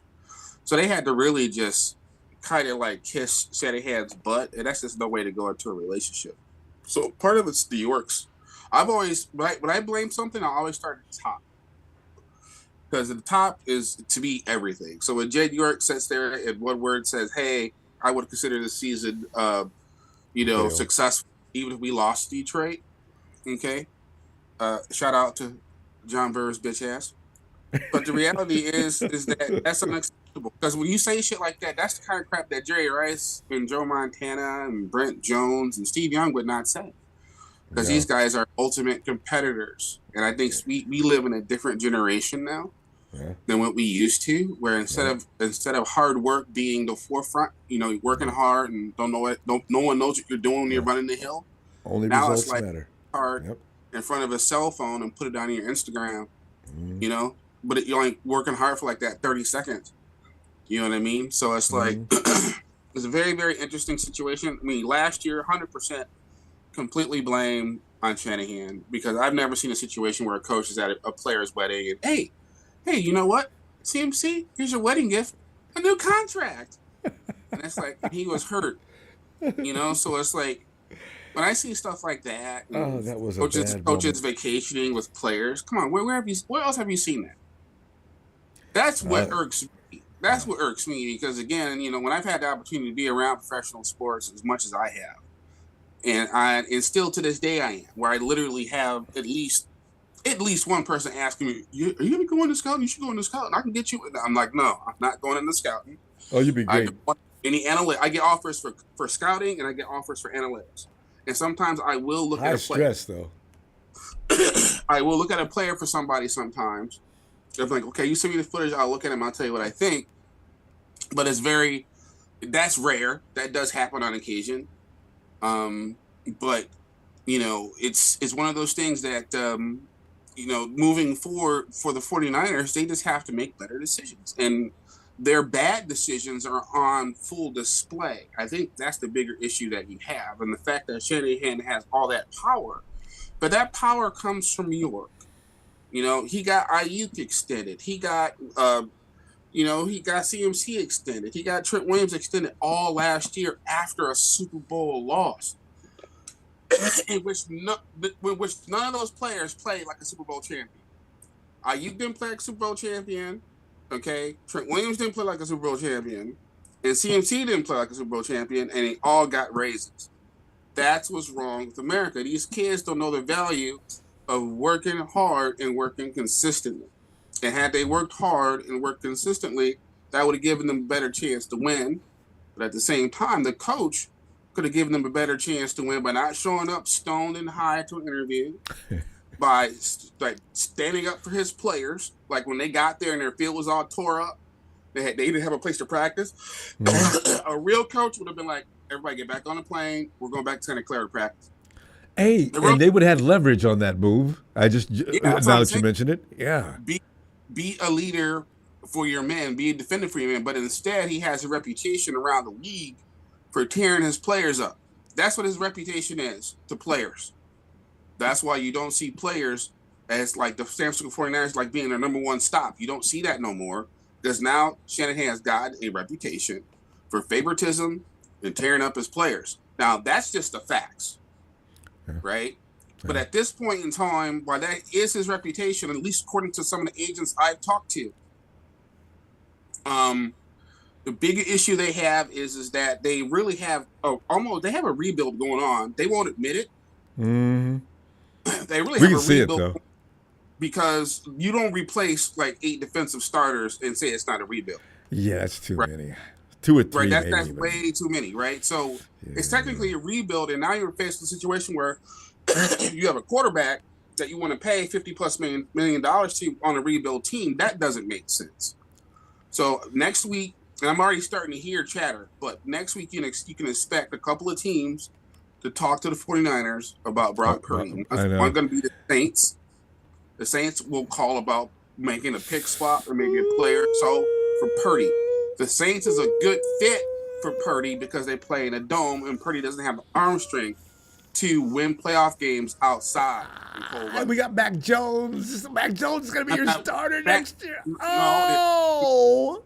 The wild card, in my opinion, and we discussed this a couple days ago, the wild card in San Francisco is Aaron Rodgers. He's waiting for that to open up. Oh, God. Contingent play. Pop, this is so good. We got to go, though, Pop. Hey, Pop, give me bookmark this. I want more on this coming Sunday. All right. Hey, what about Jalen Ramsey for a 4th-round picks, Dragon? Oh, hell no. And for me. But anyway, we got to go. What do you think? It doesn't matter. A 4th round pick. We got to go, guys. We really do. Let me Pop. You like that, Tony? You never made that comical joke. Yeah, Jack, see you later. All right, Pop, I'll see you Sunday. Ooh, Jalen Ramsey. That's exactly what we need right now. God. Hey, yo, Eric. Oh, boy. Eric, yes, dude. You guys could use some Jalen Ramsey. Get him out of here. The fact that if we're building younger and cheaper and Jalen comes in, well, I got to get paid, y'all, if I'm going to play. Okay, we made a mistake here, Jalen. Let's tear that contract up and put you back on that plane. Wait, hang on. When did that happen? Jalen Ramsey? Oh, it didn't happen. No. 49ers are not talking to Jalen Ramsey. There have been suggestions. Okay. Eric, it's funny. You guys don't have to go through this, but every year, any player that's anybody is always somehow connected to the 49ers somewhere between the end of the Super Bowl and the season coming up next. Every player, anybody that's anybody in the NFL, if he's out there, the 49ers, he is going to. We say, what? It doesn't matter whose name it is. I said doing the 49ers. Why? No, he's not. So, Jalen's out there. What happened to him in Miami? All of a sudden, this is what Jalen does. He gets thrown out of places. Now, he worked his way out of Jacksonville, but Jalen gets thrown out. So, I don't.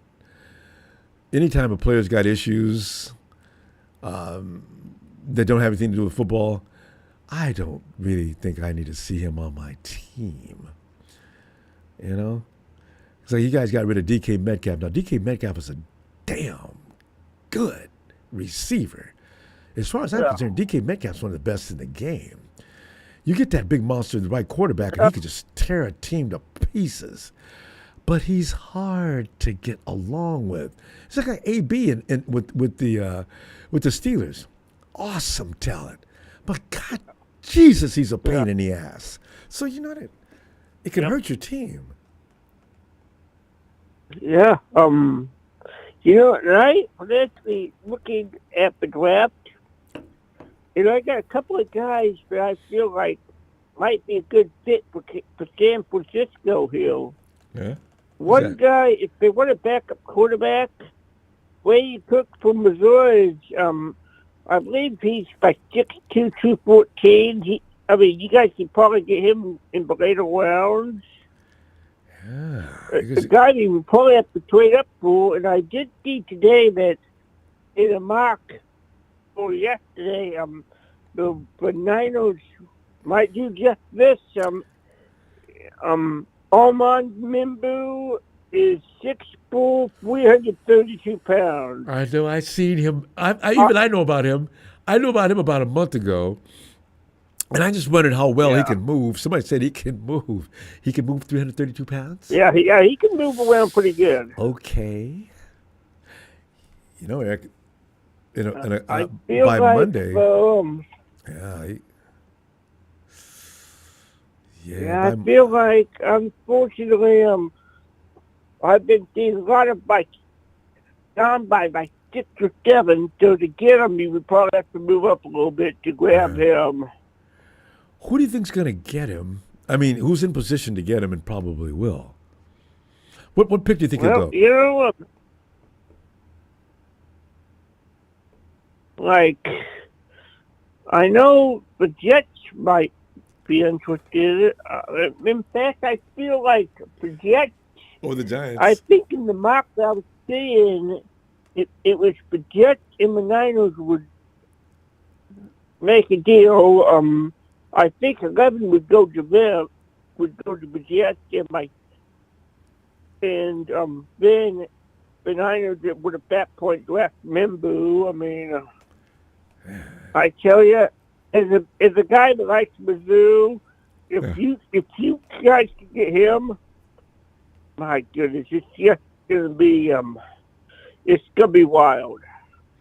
You know, people talk about Brock Purdy being traded. We can't get rid of Brock Purdy, not because I like him. No, I do, but who's going to pay Brock Purdy? Why would I trade you to argue with this kid about paying him near $60 million? So that's why this entertainment of, well, the 49ers can trade Brock Purdy. No, they can't. They can't.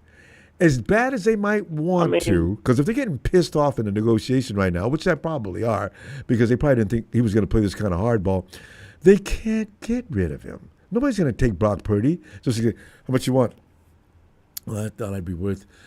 My resume says I tell you, 55 mil. Looking back on it now, you might want to do it. At the end of the day, you just can't, because Brock Purdy is just so important to San Francisco. And then there's that. No matter what else, Brock Purdy knows how to run that offense.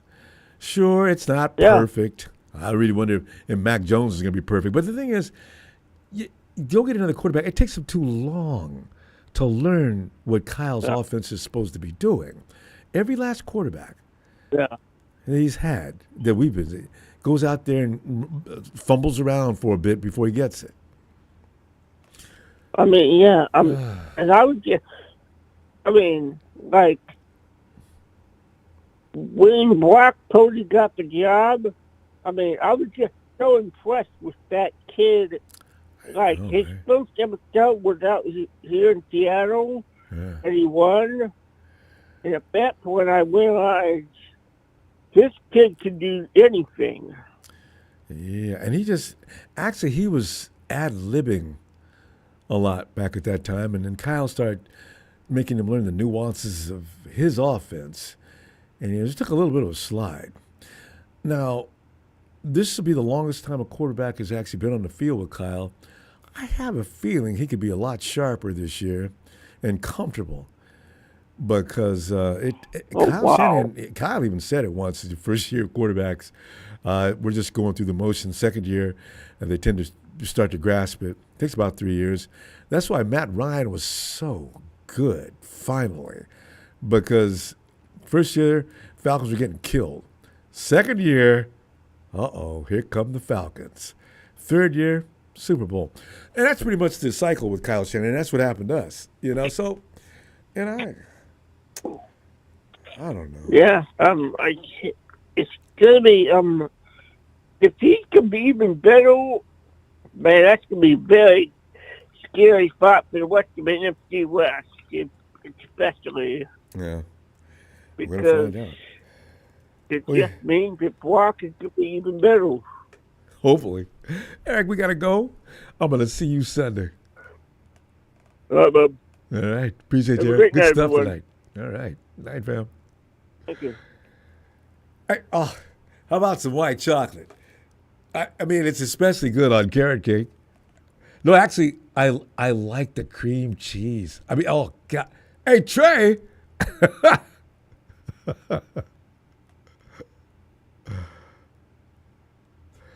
Trey from PA. I wonder if Trey's ever ran into Howie Roseman. Trey, if you do run into Howie Roseman, you got to get his autograph for me. Howie Roseman is a bad dude. Hey, Trey. Trey must be detained because he always... Oh, hey, Ronbo, can you hear me now? I can hear you now, Trey. Go ahead, man. Come on in. All right. Ronbo! What's up, baby? Hey, as always, I hope Ronbo Nation is ready to have their sweet tooth satisfied because it's white chocolate coming in hot. You know, hey, we're talking about the 49ers tonight. Tonight I decided to talk about how much I appreciate Kyle and John and the things they've achieved. It's been almost 10 years, fam. And we failed.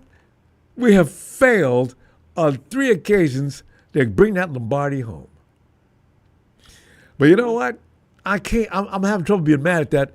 To be in that position that many times in the last few years, 4 out of 6 years, WC, your team has been in the running, standing at the doorway of another Lombardi. Ain't that many teams outside of Kansas City that can say that. So that's what I'm saying. I ain't mad at them. I really wish we could get this Lombardi, though.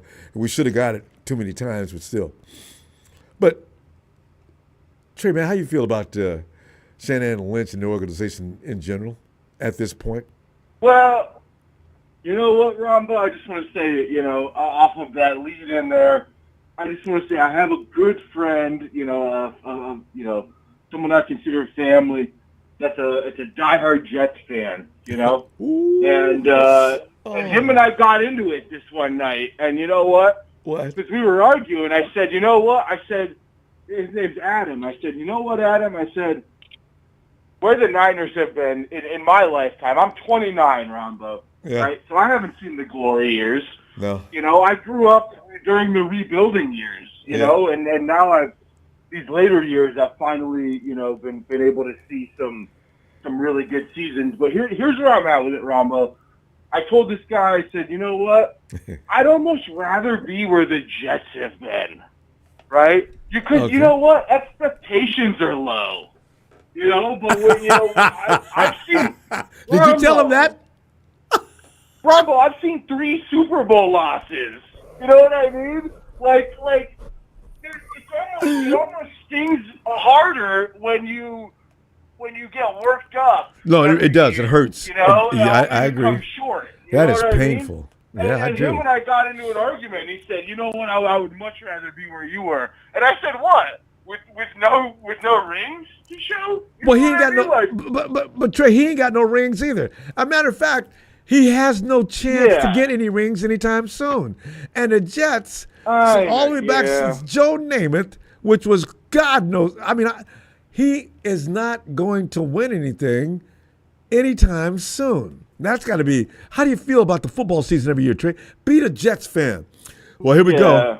I mean, right now New York's got a lot of problems. The only thing good going on in New York is the Giants in North. I mean, what do they call upper? What do they call the northern part of New York City? Buffalo, the Bills. Yeah, but they don't. New Yorkers don't consider they call upstate. They don't consider upstate part of New York. Buffalo Bills is like a totally another entity, right? So if you're a Knicks fan, if you're an Islanders fan, if you're a Jets fan, if you're a Giants fan, you're crying all the time, Trey. I mean, the Knicks might do something this year, but it's rough. So you know what, Ronbo, I get it. And here's the thing, though. Like I said, I'm tired of coming up just short. You know what I mean? It's just, I am too. No, like, I don't know. agree. Sometimes it stings a little bit harder, where it's just like every year you're like, man, like I know last year was a fluke, and I know we made it, and we kind of bungled it, but like, like this is the year. You know what I mean? Like I'm telling my friends that. I'm like, like I know the Niners last year. I know that was whatever, but like, like this is the year. Yeah, and then it's not. Be careful with that, though. You know Stephen what A. I Smith mean? will start calling you a Cowboy fan. Cowboy fans, they used to do that. I don't know if they do it anymore. But Cowboy fans, no matter how bad they got their ass handed to them the year before, they'd always swear they were going to the Super Bowl the next year. You got to be careful about saying that. No, I know, Rob. I mean, but no, you're right to do it, though. If you feel that passionate about it, it's okay. But it is funny. Yeah, like we've had this window, Rombo, and you know what? I think this is actually a perfect segue into kind of some of the notes that I have, and we'll get a little bit into it, but like I said this earlier in the comments, Ronbo, and I know it's fun to kind of poke, kind of joke about like Kyle and John, let's just trade all of our picks for 3rd and 5th rounders, you know what I mean? Because like that's where they hit, you know what I mean? Yes. Like, but you know what, Ronbo? It's just I think that's an unsustainable approach. Like, not even that it's an approach, but like. It's just unsustainable to rely on finding gems in those mid rounds. They have lucky. To start hitting on these early picks at a higher clip, Ronbo, at some point. You know what I mean? Now remember, those last 2 years, the Trey Lance trade, that wasn't intentional. I don't know if the 49ers thought they found a quarterback and they could continue to pad the roster for the next couple of years. It was a stupid risk. If it backfires, you end up doing it with it. But they still made gains in the later rounds. You got to have an organization that can do that. If all you do is pick out the first round, you're going to be doomed anyway. So the 49ers, I give them credit for being able to find these guys beyond the first round. Because you can only pick one time in the first round unless you trade back or something. No, and you know what, Ronbo? I think I agree. I agree, right, with that. Obviously, it's a silver lining that when they're missing on these early round picks, they're hitting on some of these mid round picks. Like I get that. It's a silver lining. I'm not saying it's a bad thing because that's where we've gotten a lot of our core. But what I'm saying is it's just unsustainable to keep relying on that. Yeah. You know what I mean? Like part of why we have so many holes to fill in the first place, Ronbo, is because Kyle and John, because of their recent drafting bungles. You know what I mean? Like trading away the future for a quarterback a year after being in the Super Bowl, right? Or drafting a kicker in the 3rd round of a championship window because they didn't think they had any other holes to fill. Oh, Jake Moody. You know what I mean? Goddamn, Ronbo. Now we got fans doing mock drafts. They're trying to turn 11 picks, which. Spoiler, that's a lot of picks, Ronbo. It is. And they're probably going to try to get more. Yeah. They're trying to turn 11 picks into fucking 15, 16 picks. You know what I mean? Like, let me get too many. No, I mean, I get that, but I'm saying, like, the reason we're in this situation where we're trying to get, a bazillion picks is because they've just been so inconsistent. Like, I love the mid-round hits. But they got to be more consistent, Ronbo. It's got to be more of... Trey, you make an excellent point. We're going to run the clock on this. So, but, I feel you on that. And the thing is, that first-round pick, I don't even know what to tell you on that. Listen, but mark that. Get back to us on Sunday on that, will you? All right, Ronbo. Hey, I can't believe we've already ran the clock. I just want to say I like to come in, usually keep things light. But I will say on a serious note, I've only been in, kind of in the community for a little bit now consistently, but prayers out to Smooth, for and what he's going through and his family. But, hey, Ronbo, let me get a Niners holler. Oh, and hell yes. We'll wrap this up. A Niners!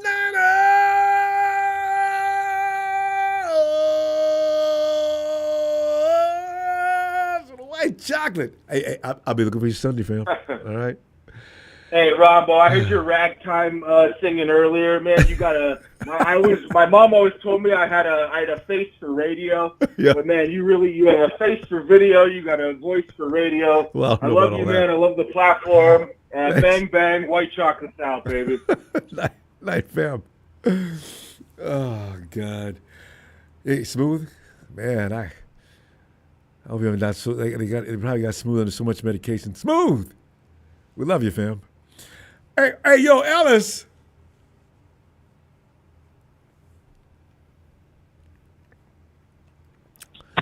Yo. Ellis, I'm gonna tell you right now. I'm gonna tell you right now before we get to the end of this conversation. I'm gonna get them done, Ellis. I'm gonna get them. Listen, I guarantee you, I get them done before draft night. Ellis is so tired of me sending. Every time I talk to Ellis, I gotta explain to him what happened now. Ellis, any surplus minute I'm laying face down on the floor. Man, his life has gotten crazy. I need some tissue. Wait a minute, I gotta use this instead. Ellis, give us some mercy, please, fam. I gotta put up a Don Berg coming in here talking about Detroit versus everybody. It's just a rough world. Cut the shit.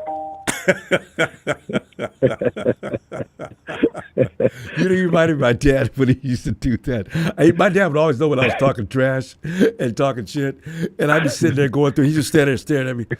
Cut the shit. I ain't gonna tell you no more. That was his favorite thing.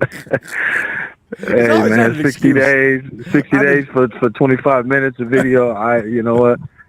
We families are, it's all good, man. I'm gonna throw a flag on me. Oh. No, it's gonna be all right, man. Just check it out. Check it out when you get out. No, I'm not gonna lie to you, man. I'm gonna get it done because I feel embarrassed. But Alice, yeah, it's all great. Give me some about your feeling about the organization. Because see, I'm saying good things about them. There's some bad things I know, but a lot of people, the lean is toward a bad thing more than it is a good thing. Where are you at on this? Well, man, first and foremost, shout out to Dub C, man. I was going to call and, send some love out to Smooth, man. Smooth, if you hear with us, man, if you can hear us, man, we love you. And, we got our hands up, you know what I'm saying? We keep you prayed. We keep prayers over you and speaking nothing but healing and overcoming, man, over your life, man. So we here with you, and hopefully we'll be able to hear from you soon when you get an opportunity. But in the meantime, man, I hope the procedure and everything went well for you, and you're doing all right, man. We're thinking about you. Man, as far as the organization, man, I'm not sure what John Lynch plans on doing. I'm honestly, just for me personally, I'm at a place where I feel like if we don't trade back and get a few extra picks, because let's cut to the chase. If we acquire 3 or 4 extra picks from moving back, let's say once or twice in the first round, or just once, and we get like 2, 3 more extra picks, depending on how far we go back, those picks can be utilized to move up, or we might move back again, or we can swap or whatever. So it just gives us more to play with. It's not to say we're going to draft 15 players in the first, in all 7 rounds, because we still got our undrafted guys as well, and that list can be anywhere from 10 to 12 additional players. But we need that capital to be able to move around and play. So I don't think that there's like Membu's not going to be available. Warren's not going to be available. I doubt Jalen Walker is going to be available. I don't personally want to get him, but I watched the video on him today, and he looks the part. He moves the part. That's if we could get anybody, if the Jalen Walker is the linebacker for Georgia, who's kind of like I'm a huge fan. Yeah, it's not Michael Williams. It's not that one. The big. That's the big guy who's like 6'5", 6'6", and but his production versus what Jalen Walker's is 2 totally different things to me. I think Michael Williams is the prototype, but his production really wasn't it's not amounting to his stature. And I want a guy who looks the part and who's produced, based on what you would see from the exterior. And Jalon Walker he's going to be tearing some shit up next year. I'm going to say that right now. Whoever gets him is going to be a lucky team.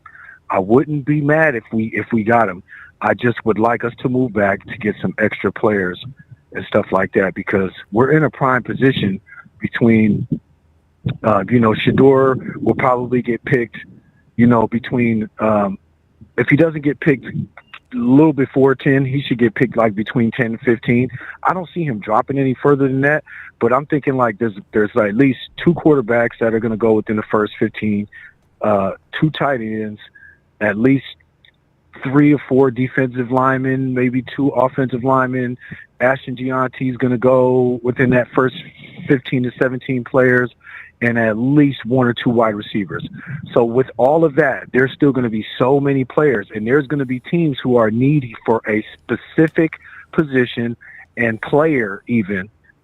And we are in a perfect position at 11 to allow somebody to move up to go and get one of those, many players that are going to be available. We can move back to like 15, 16 and still come back and get, a wonderful immediate,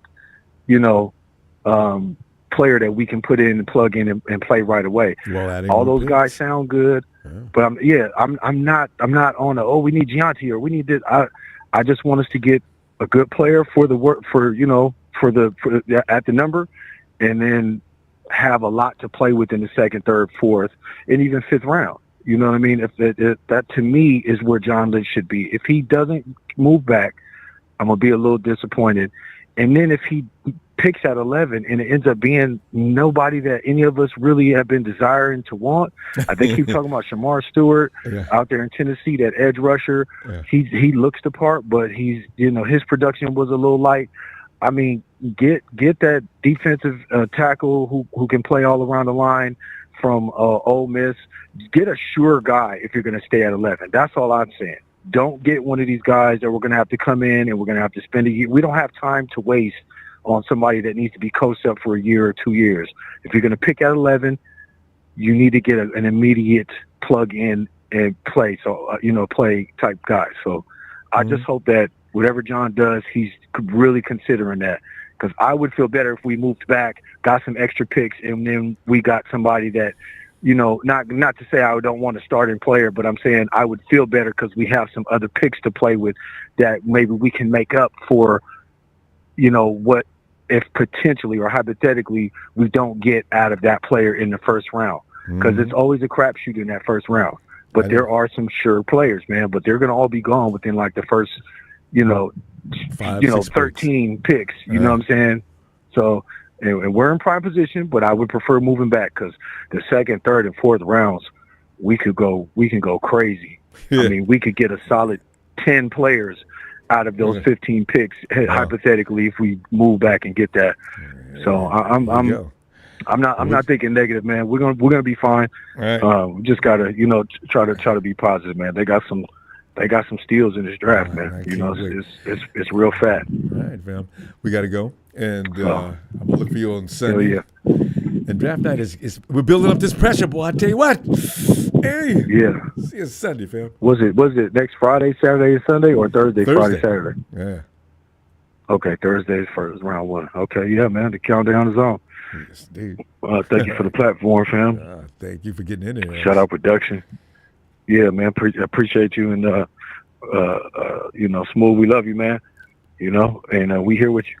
And shout out all the fam, the Dragon family, Tony, and our other Tony. I haven't heard from Evan in a while. Hopefully, Evan's doing good. Shout out him. Shout out Casey. Shout out Jack. Shout out Show, and Donut, Tanisha, and Frank, and anybody I forget, man. It's all love. Brian, and yeah, man. Shout out to Chet, man. All right. It's for life. There it is. Yeah. All righty. My best of squad. I'll see you Sunday. All right. Thank you, fam. Peace.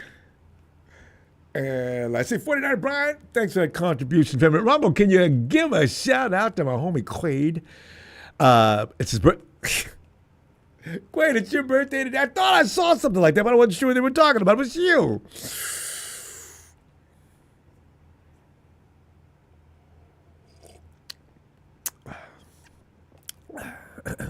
Happy Quaid, it is your time for the noise. Happy 90th birthday to you. Happy 90th birthday to Quaid. Happy Nana.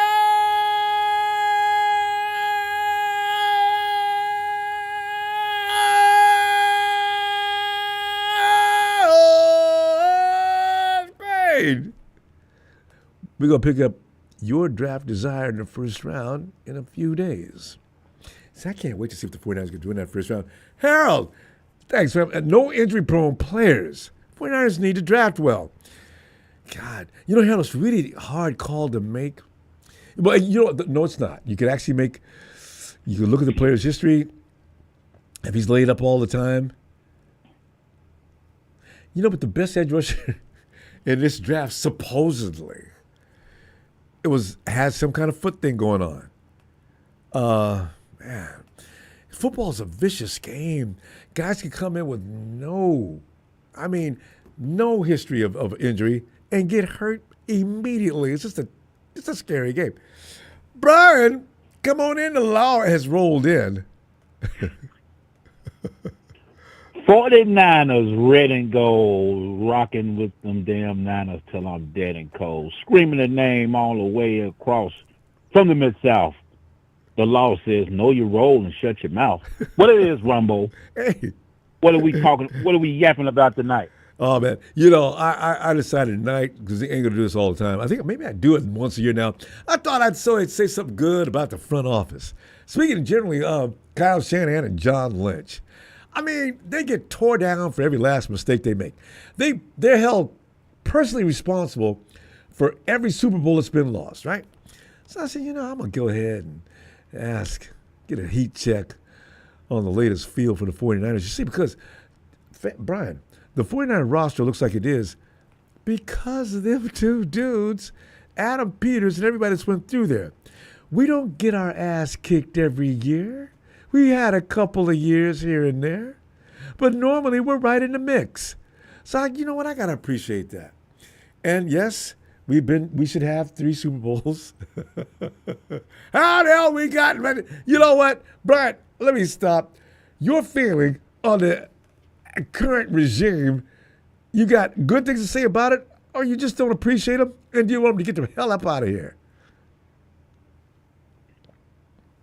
Ronbo, I just want them to do better. You know, I think that, you know, we've had this regime gave us, we had a 3 to 4 year window, and we hadn't cashed in. I want them to do better. Right. That's just, you know, it. Because if we get rid of, once we get rid of this, let's say this, once the regime is gone, whether we get rid of them or whether they just voluntarily choose to leave and Jeb sell the team or whatever, he sell his piece back to the team. Once they leave, you know, that's going to, now we got to go through, you know, right. And now we will have to endure probably a 2 to 3 year rebuild.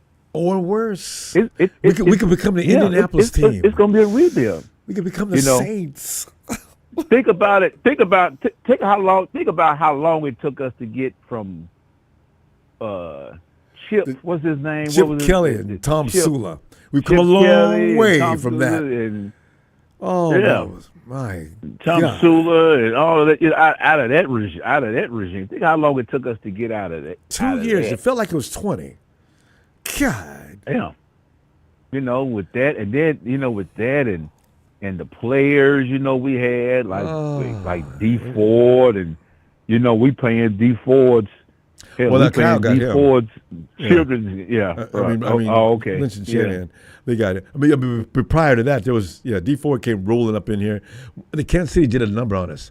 They knew D Ford was through. Yeah, they knew it. Yeah, See if they the knew it. 49ers They knew play. it. Mm-hmm. Made us think we were getting they thinking we getting a deal. They used to be good. You know what happened to him in his used back? to be. Yeah. Yeah. And I'm gonna say this, Rumbo. While we on this, I'm gonna say this to the other 49er creator, Chase, whatever his name is, whatever like that. I think certain contents you need to say the two words, "Stop it." It's not gonna happen. Don't even put that rumor out there.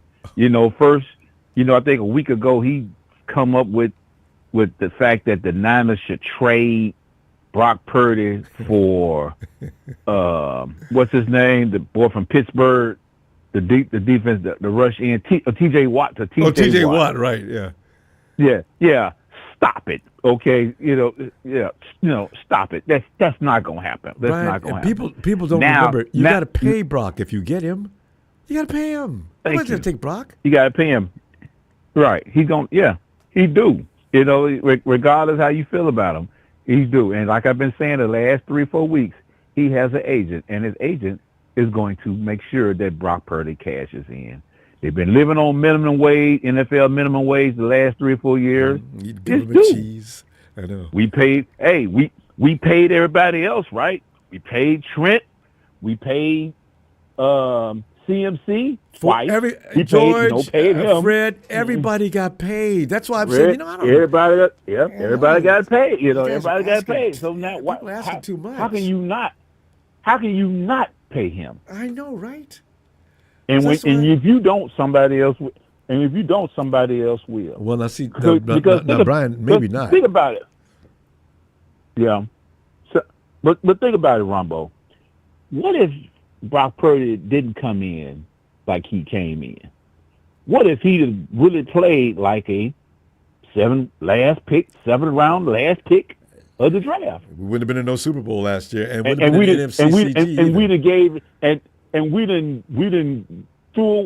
gave away three of our first round picks, and Trey Lance didn't fall through. So now our host was on this. Come on now, that ship could have sank. It was either sink or swim. Yeah, that was a crapshoot. Yeah. We just got lucky. We were lucky. That's the way I feel about it. I'm grateful for that kind of luck. No, man, get lucky. Kim and Lynch and Shanahan and all the hell out of here. We need another regime. Yeah. Oh, my Lord. Do you know? But yeah, that could have been ugly. That now, if he'd have fell flat on his face, we really been broke out with the picket signs then. Well, you know what? We would have went and got another one of these. We probably would have had, what's his name, Sam Darnold. Somehow, there would have been another guy in there. Yeah. Maybe Sam Darnold might have been a miss, Brian. I don't know. Because Sam, you give him a good defense, and he proved he could play with the Vikings, but the Vikings sent him packing. I don't know. It's scary, fam. It's really rough. Yeah. I mean, you look at it. I mean, it's terrible. Well, I mean, it could have been, it could have been also, and then we would have had no Super Bowls, no NFC championships. We'd have been stuck. But, it did. Fortunately, it didn't happen. And we just nearly came up. We just came up short. We just came up short. I hated it. We didn't cash in. Yeah. So now with this, with this team, depending on our draft, whatever, if we make it to the playoffs, that's good. See, we didn't shave off all of the. We didn't shave off all the. The Avengers are down now to. Wonder Twins. So now that's what I'm talking about. We have achieved. We got to go though.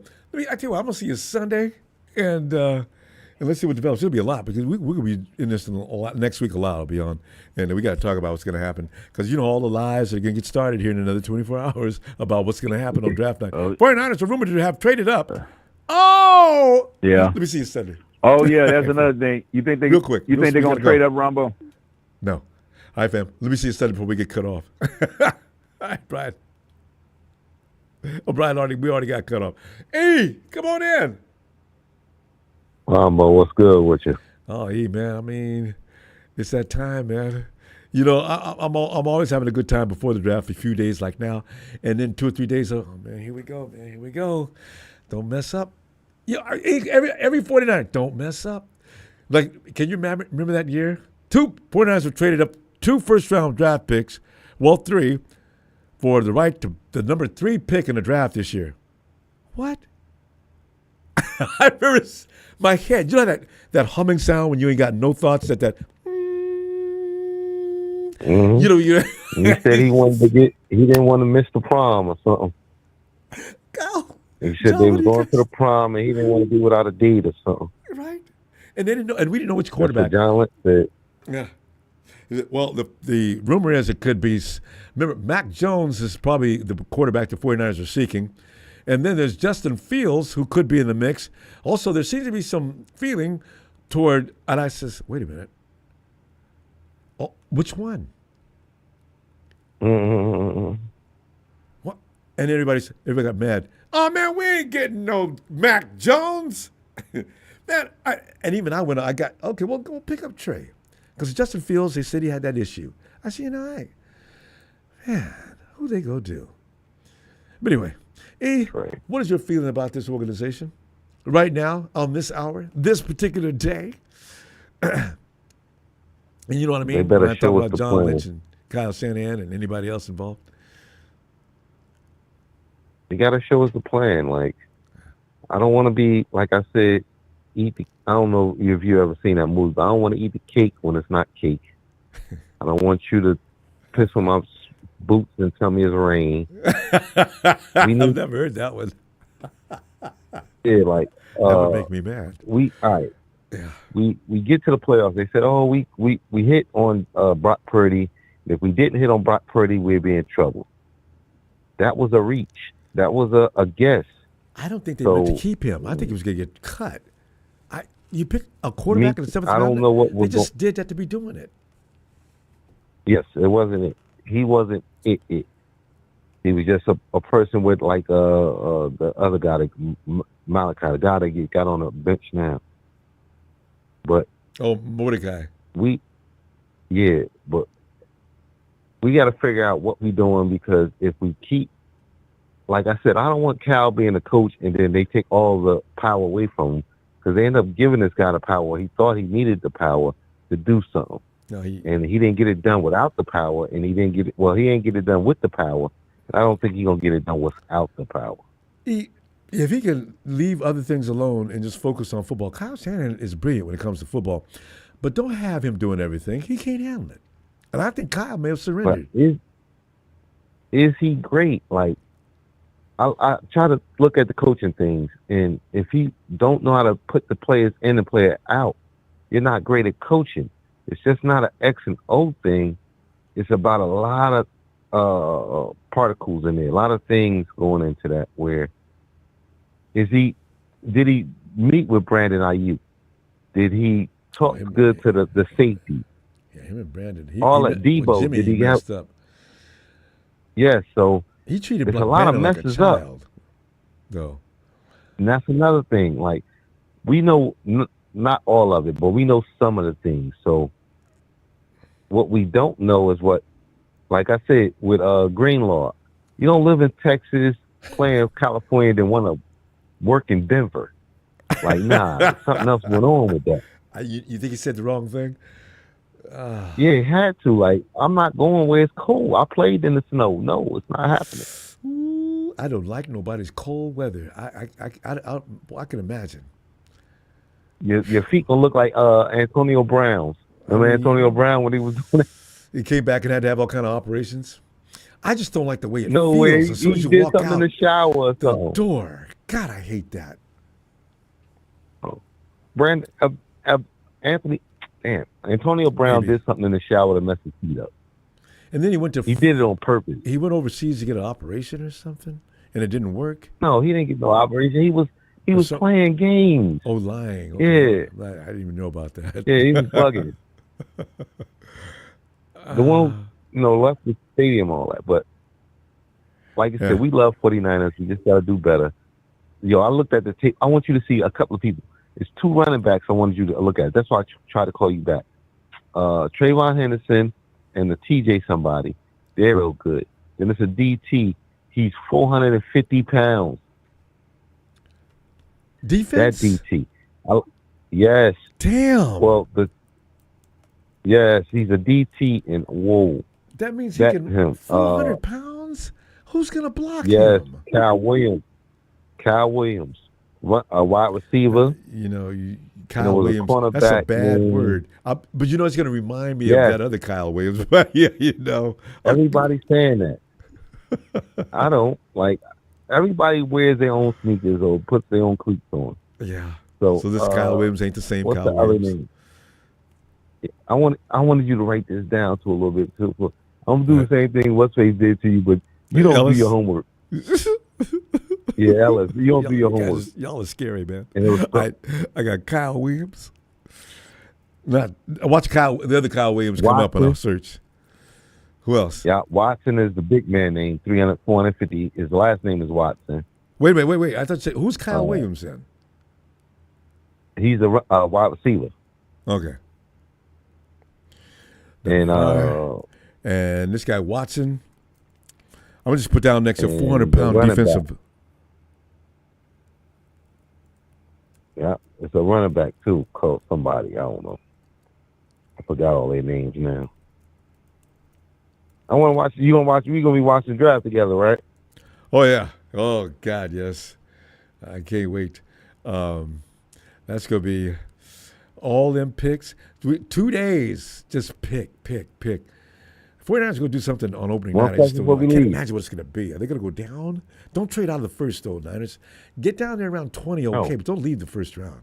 Just to pick up a couple of twos. All right, they did a draft thing. Like I told you all the time, they traded back twice, still got Nolan. Nolan's a beast. And then if they didn't do it, but I wanted them to do it, to trade them 7th up, get another 4th or 5th, and then fill in that spot between them, that 100 to 125 range, something like that. Yeah. That's what we need to do. We need to hit on this draft, but we need to really hit. Don't just keep playing around with this stuff, man. Oh, E, we got to go. I'm going to tell you what, I'm going to try to be in here a lot next week because we got a lot to talk about as far as the Niners go going into this draft because we're going to hear some things we're not going to like. It's probably going to be a rumor, but still, I want it confirmed. Sure. All right. Not Sherbert guy, no. Sean Sherbert or whatever. Yeah, nobody These are in all the great thing. No, don't pick him. All right. I want you to do it on the field. Not all right. Do it on the field, not the underwear Olympics. All right. Night, fam. All right, night. Hey, yo, Bill. 400 What's pounds. Bill, I just heard about a 400-pound defensive player. I definitely got to see what that looks like. That's like you know how we always talk about silverbacks? That's like a real silverback. Yeah. The ball gets hiked. Can you imagine a 400-pound defender on the other line? I'm an offensive lineman. First thing I do is look at him like, hey, listen, can I make a deal with you before we wait? Hey, time. Listen, just man, my mom is watching. Please, don't hurt me. 400 pounds of football player, which are usually people that are not really nice when the ball is snapped. If he hits you, you could break a bone. I'm talking vertebrae being misplaced. That's scary. I can't wait to see this guy. But Bill, I got to address some things. Okay, go ahead. And I'm one to admit that I did want to get rid of Kyle Shanahan, but after doing some thinking and some research and some looking into things, I start to think to myself, Big Show. I've made some dumb calls. I said some dumb things too. But think about this one thing. I want you to sit back and think. You look in the mirror and you think about firing Kyle Shanahan and know how good we had it. At least say to yourself this one thing. At least we ain't them Cowboys. America's team. Whatever. Everybody's talking about the Cowboys. I tell you, I love it. We should have fired Kyle because at least we could say, with a good heart, almost every year we were almost there to make it to the Super Bowl. and we were really good contenders. We played better than the Cowboys. They laughed at the Cowboys about going to the Super Bowl because they were never that good. They couldn't make it past the conference championship. We made it to the NFC championship. So at least the Niners and the Niner fans had room to talk. You get rid of Kyle, you kind of get rid of that conversation of possibly making the Super Bowl and possibly winning it. Yes, his biggest adversary is Andy Reid, but here's the bright side, Ronbo. When Andy Reid leaves, Chiefs will not own us anymore. So for all you people, your time is done. We're going to get you. So you better just count your chickens right now, because this might be Reid's last year, because he's going to have to go on that you call it leave away for a while because of all those hamburgers he'd be eating, causing that. So I'm gonna put out there, keep Kyle. No matter how it goes, I'm kind of glad Jed kept him. I know we weren't really doing it, but our biggest adversary was the Chiefs. And once Andy Reid leaves, we're going to be holding some Lombardies. Be patient. And then I'll be our year this year coming up. But I guarantee you, when that roster gets built, those players that get on that team, you better get hyped. Because I don't think there's a mess around this time. We can bet on that.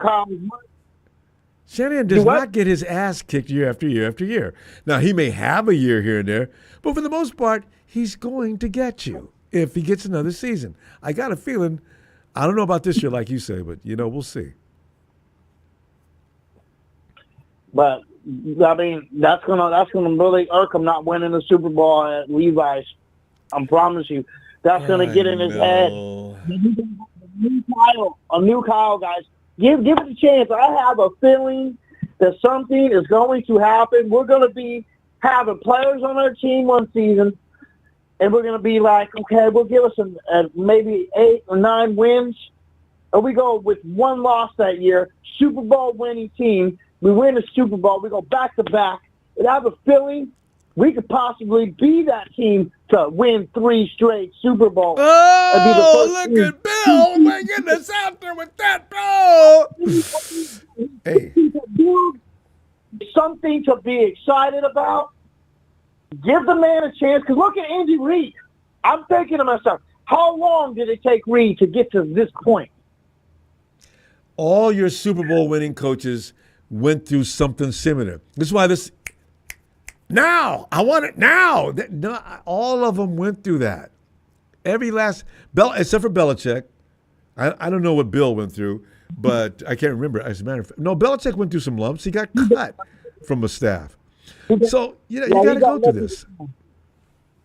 Yeah, but he went through some stuff too.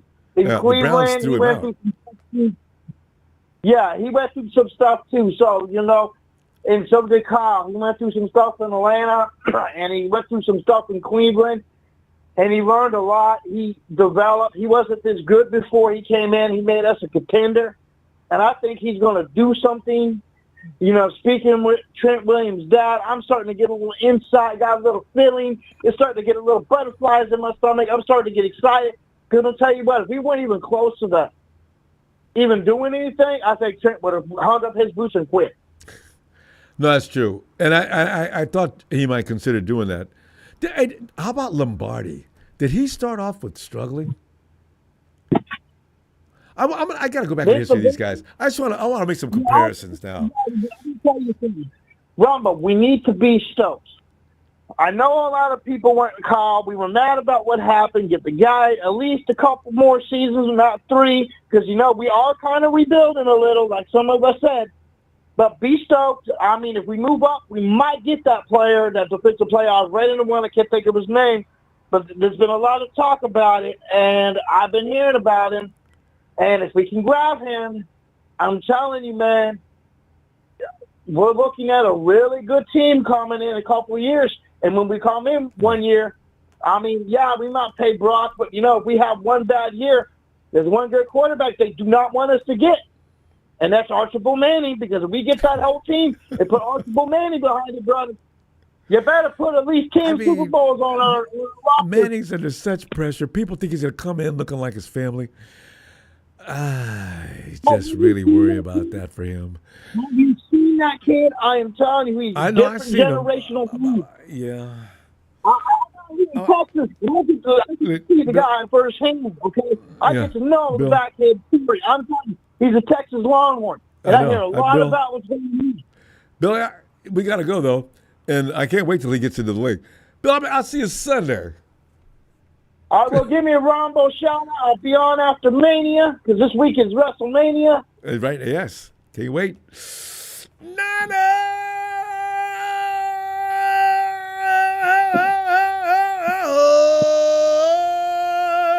Big Bill. Bill, have a great night. Brock, before I get off, and I'm going to say one more thing before I go to the 49er fans out there. Hold your head up. Be excited. Good things are coming. Hey. Have a nice day. Nice, Bill. 49er Brian says 49er 400-pound touche push. Oh, I'm sorry, touche. There's no that little mark's out over there. Tush. You know how I spell tush, T-U-S-H, too. That's you know, Brian, it didn't. I think they're going to be able to continue with that, aren't they? It didn't get overruled. I hear. Here he is. This, him and Tony need to be back to back. Jalen, get on in here, man. In the great words of Thanos, you cannot live with your own failures. Where does that bring you? Back to Thanos has arrived.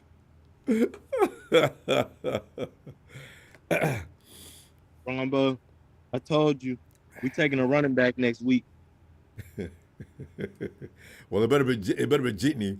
You know, no, it better not be anybody. Yeah. If we take a running back next week, Ronbo, just know everything that I've been saying these past 3 months, they're gonna happen. Yeah, because I take what you're saying in jest. There's not a chance, a snowball's chance in absolute hell that the 49ers pick up a running back with that first pick. I mean, Jen would pull his belt off and come down to the war room and whoop Cal and John right there in front of everybody.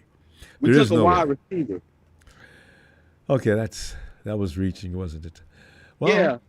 Yeah, well, I think they knew that BA was going to be a problem, and Debo had already made it point that he was going to have to be put out. Maybe there was a reason for that. There is no reason for a running back. All the positions on our roster last year to start the season, I don't think wide receiver was on there. Well, none of us did, to be honest. I mean, I was shocked.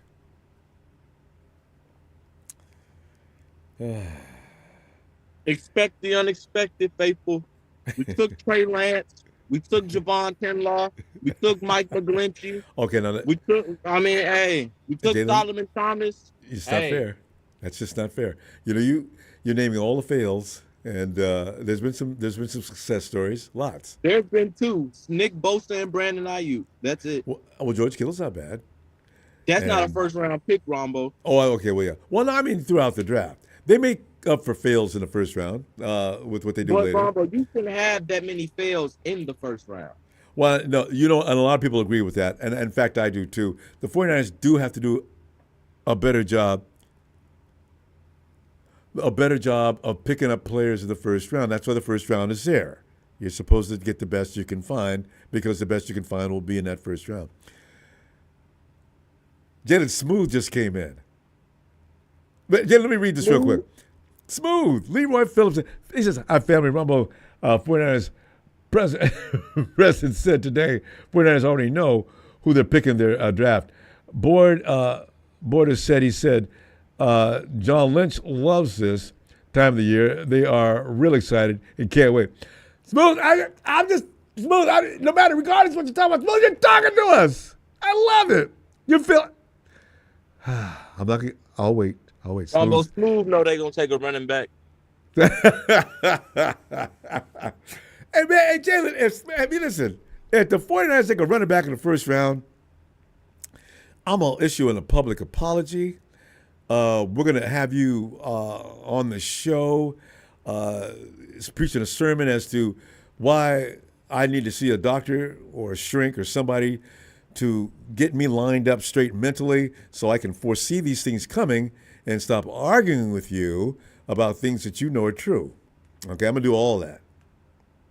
Rumble, it's just after you be with a guy, like with a certain player or a certain coach, after a while, you kind of know the things he's going to do, Rombo. Like, Rombo, let's really think about this for a second.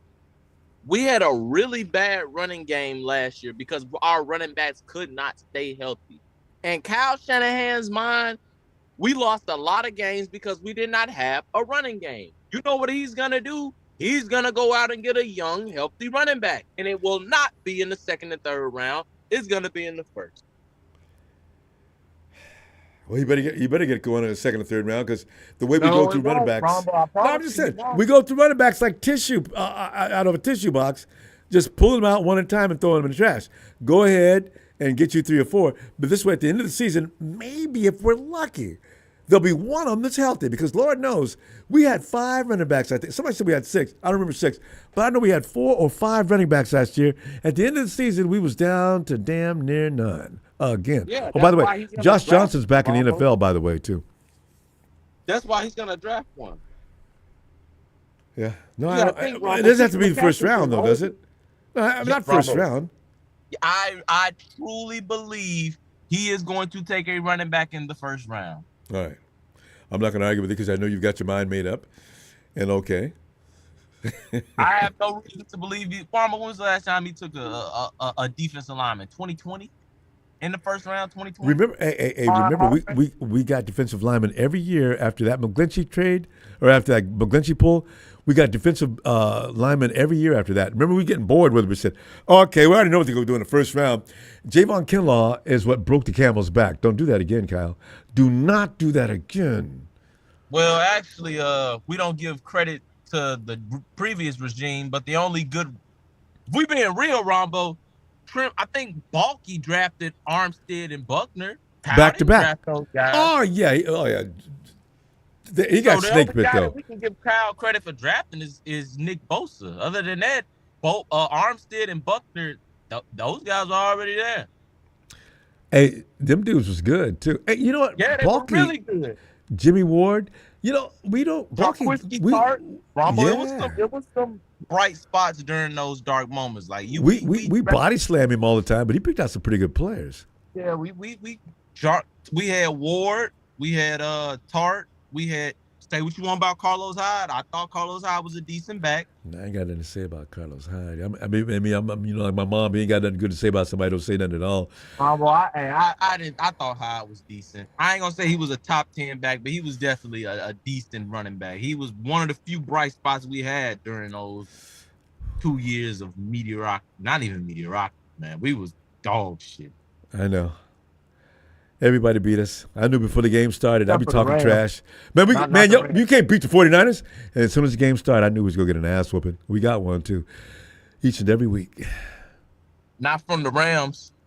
No, we can beat the Rams. There's no Rams fans here today. Ain't it nice in the chat today? There's no Rams fans. You're saying fans like as is more than one person. It's a fan. Rams fan. Don't say fans like it's more than one. We got to go, Jalen. I'll see you Sunday. All right, Robo. Let me get a nine to shut up. A niner!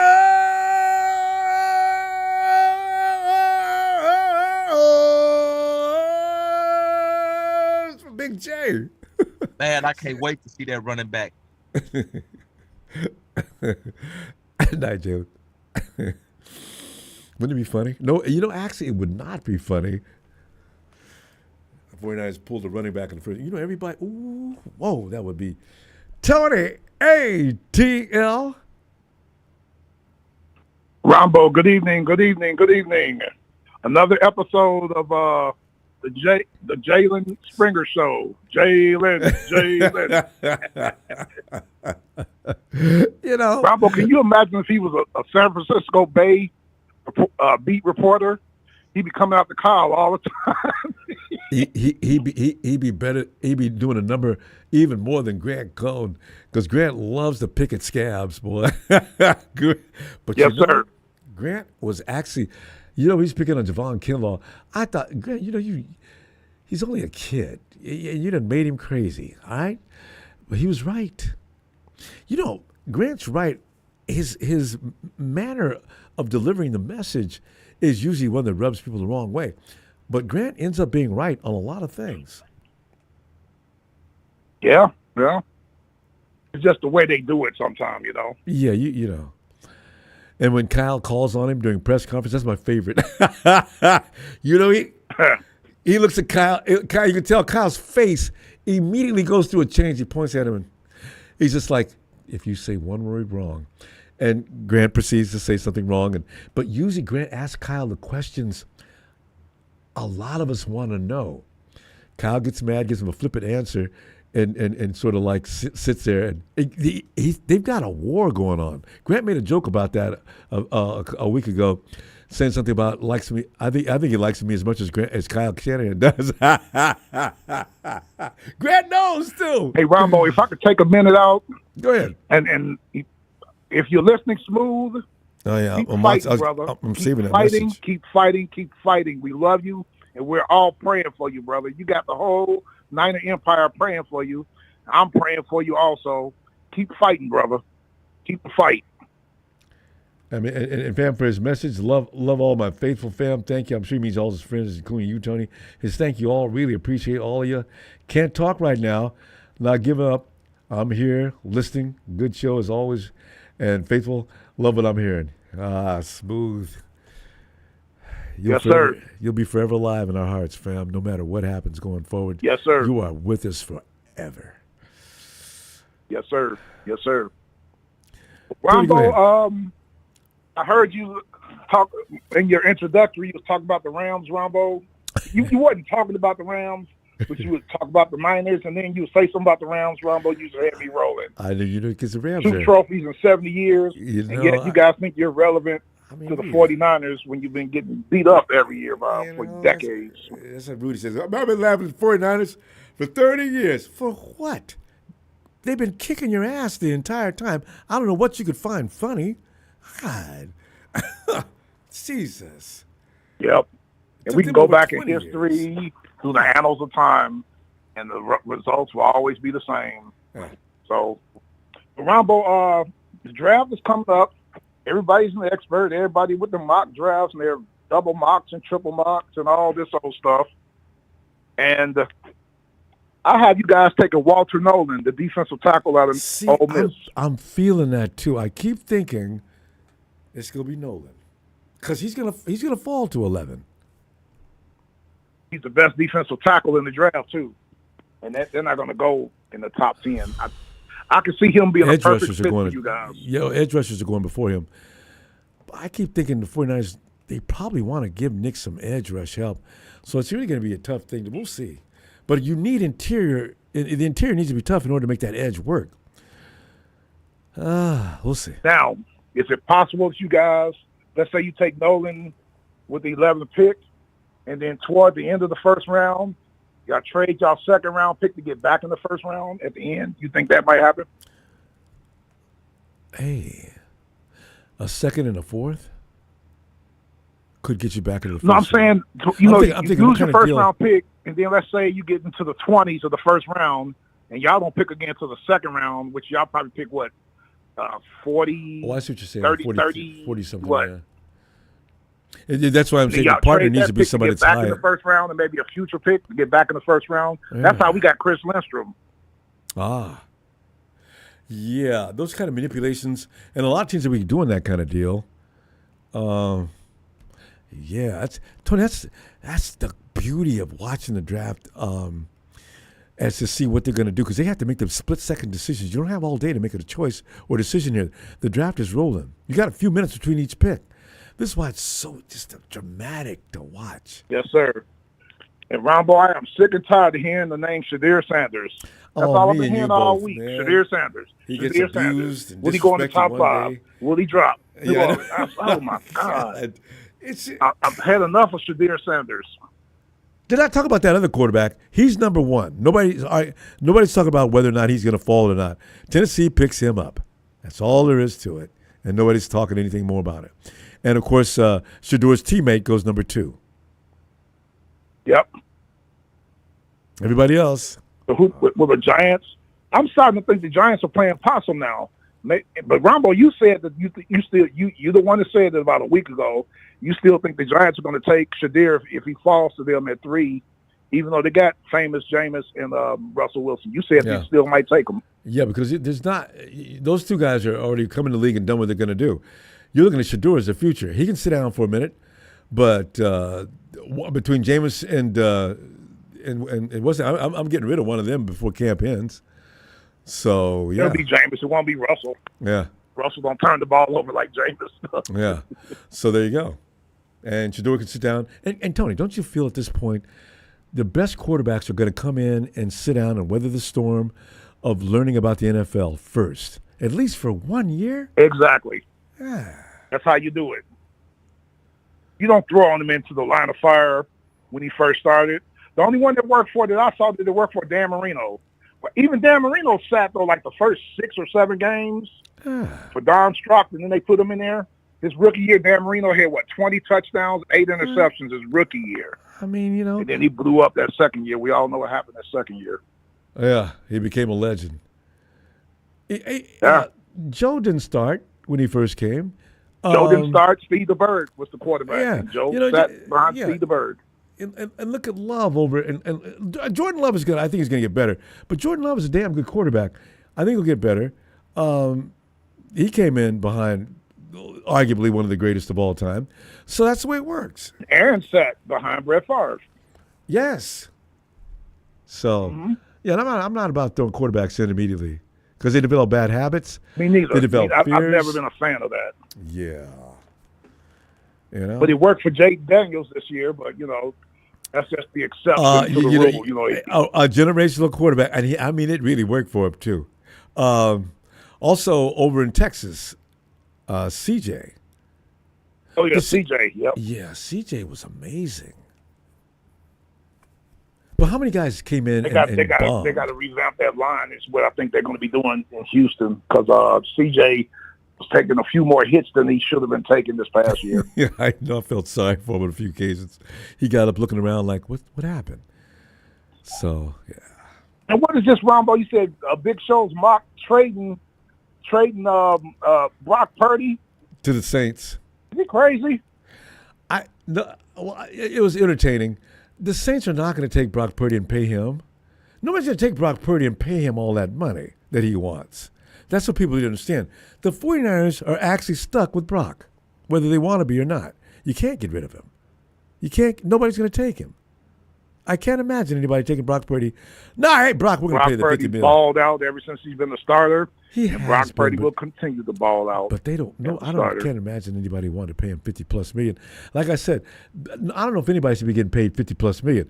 Dak is way out of line and lucky for getting what he got. So way in the hell, Dak Prescott getting $60 million. That's a joke. I know it's still a joke.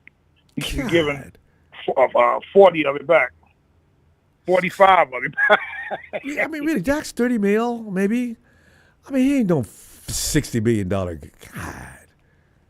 No. I mean, he's not terrible, but I mean, 60?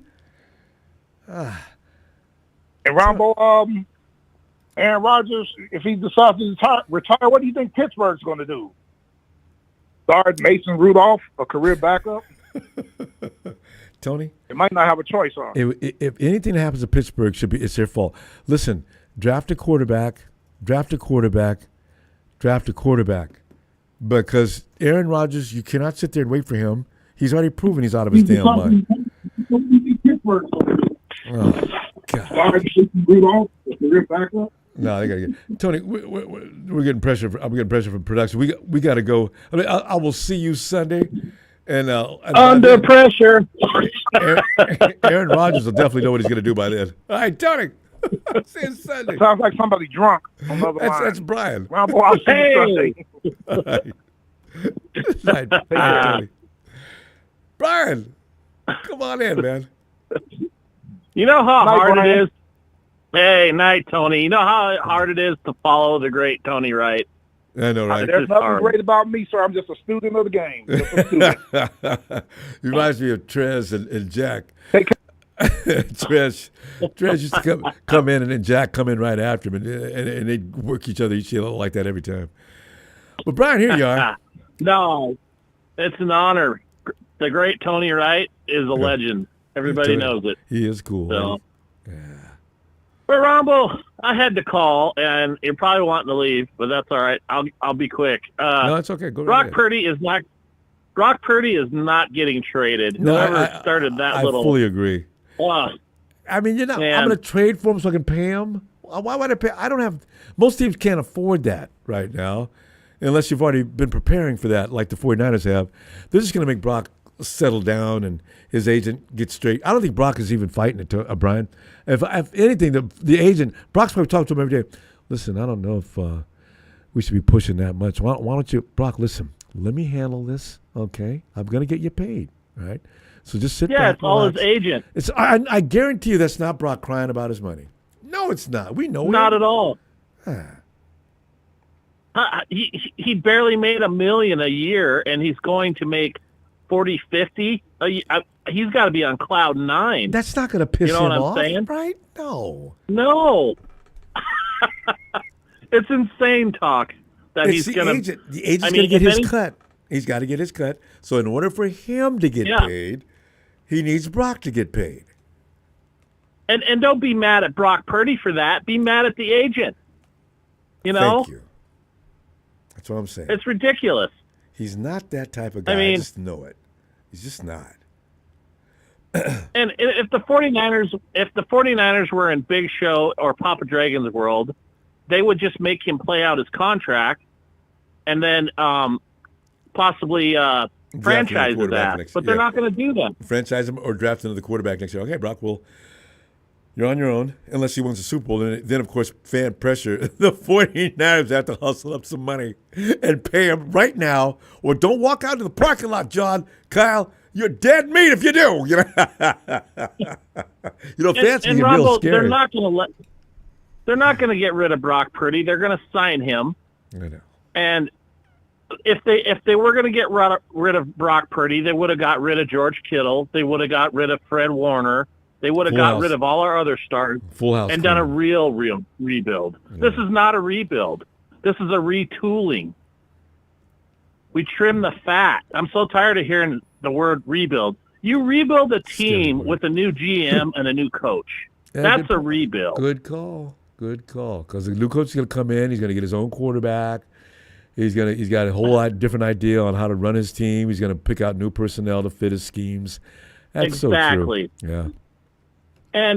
And when we go 12-5 this year and make the playoffs, I can't wait. Oh, I can't wait to see what Tired and Terrible TNT says or Mr. Big Show Financials, because I know what's going to happen when we go 12-5 this year. Big Show will disappear like he always does when we start winning. Every year. You came up with that. What does TNT stand for? Tired and Terrible. Trez, Ronbo, don't get me wrong. Ronbo, everybody's entitled to their opinion, and they can say what they want. Yeah. But I'm so sick of the negative towards our team and the hate towards Kyle and our owner. We're one of the best franchises in all of sports, and the hate that some of our fans give this team and the organization, I'm just over it. Yeah. I just put it in one ear, out the other. But I'm going to call out people. No, I mean, it's not cool. No, it's like Papa Dragon pointed out. One thing he did point out that you have to go along with is the fact that this is a generation of social media and things like that. If you don't achieve right now, it's called. I don't have time for you. Entitled crybaby. The word is entitled. And they're not entitled to anything but to watch great football. Yeah, I agree. Yeah, football's a hard game. Everybody's not going to win a Super Bowl every year. What the Chiefs done? No, man, that's a miracle. Yeah, and everybody brings up the Chiefs. But you can only bring up the Chiefs. You know, Brian. You can only bring up the Chiefs. It used to be Brady and the Patriots, but they finished. All right, and I don't know how much longer the Eagles are going to last. The Eagles are going to be good next year because Howie Roseman's a great GM. I got a lot of respect for him. But you guys are going to win back-to-back Super Bowls? I mean, that's really hard to do. And that three-peat that Mahomes and company try to do, oh my God, that's just unheard of. So we need to be staying in position to win this thing in order to win it. That's why I'm saying I don't know if we should be booing them like that. And I'm bringing another coach in here, bringing another GM. What's he going to do? I mean, I don't. I just can't trust it. So I'm with you on that. Brian, did your phone, last time we did this, Brian's phone died on him. Brian?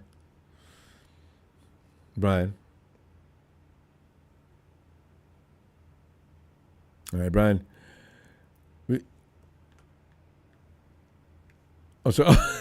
Brian, I didn't know you were driving. He's in a tunnel.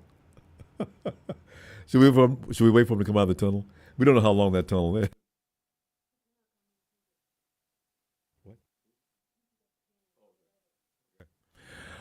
Okay, so we're going to go ahead and, are we done here?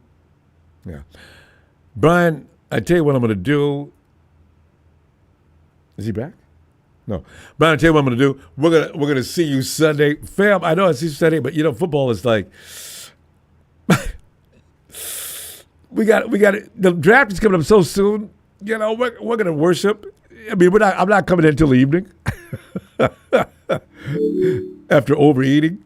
You know how Easter dinners are. Ooh. Fam, I'll see you Sunday. Just have a. Oh yeah, and there he is, Smooth. Love all my faithful, and Smooth, we love you. Thank you all. Really appreciate all of you. You can't talk right now. Smooth. Not giving up. I'm here listening. Good show as always. Smooth. Not a day goes by since you first came in and let us know about you that I've not thought about you. And it ain't going to stop either. I'm still thinking about you, Smooth. I ain't going to give up on you. We love you, Smooth. Hang in there, man. Hang in there, Smooth. See you Sunday. Fam, I'll see you Sunday. Thanks for the contributions. Have a great night.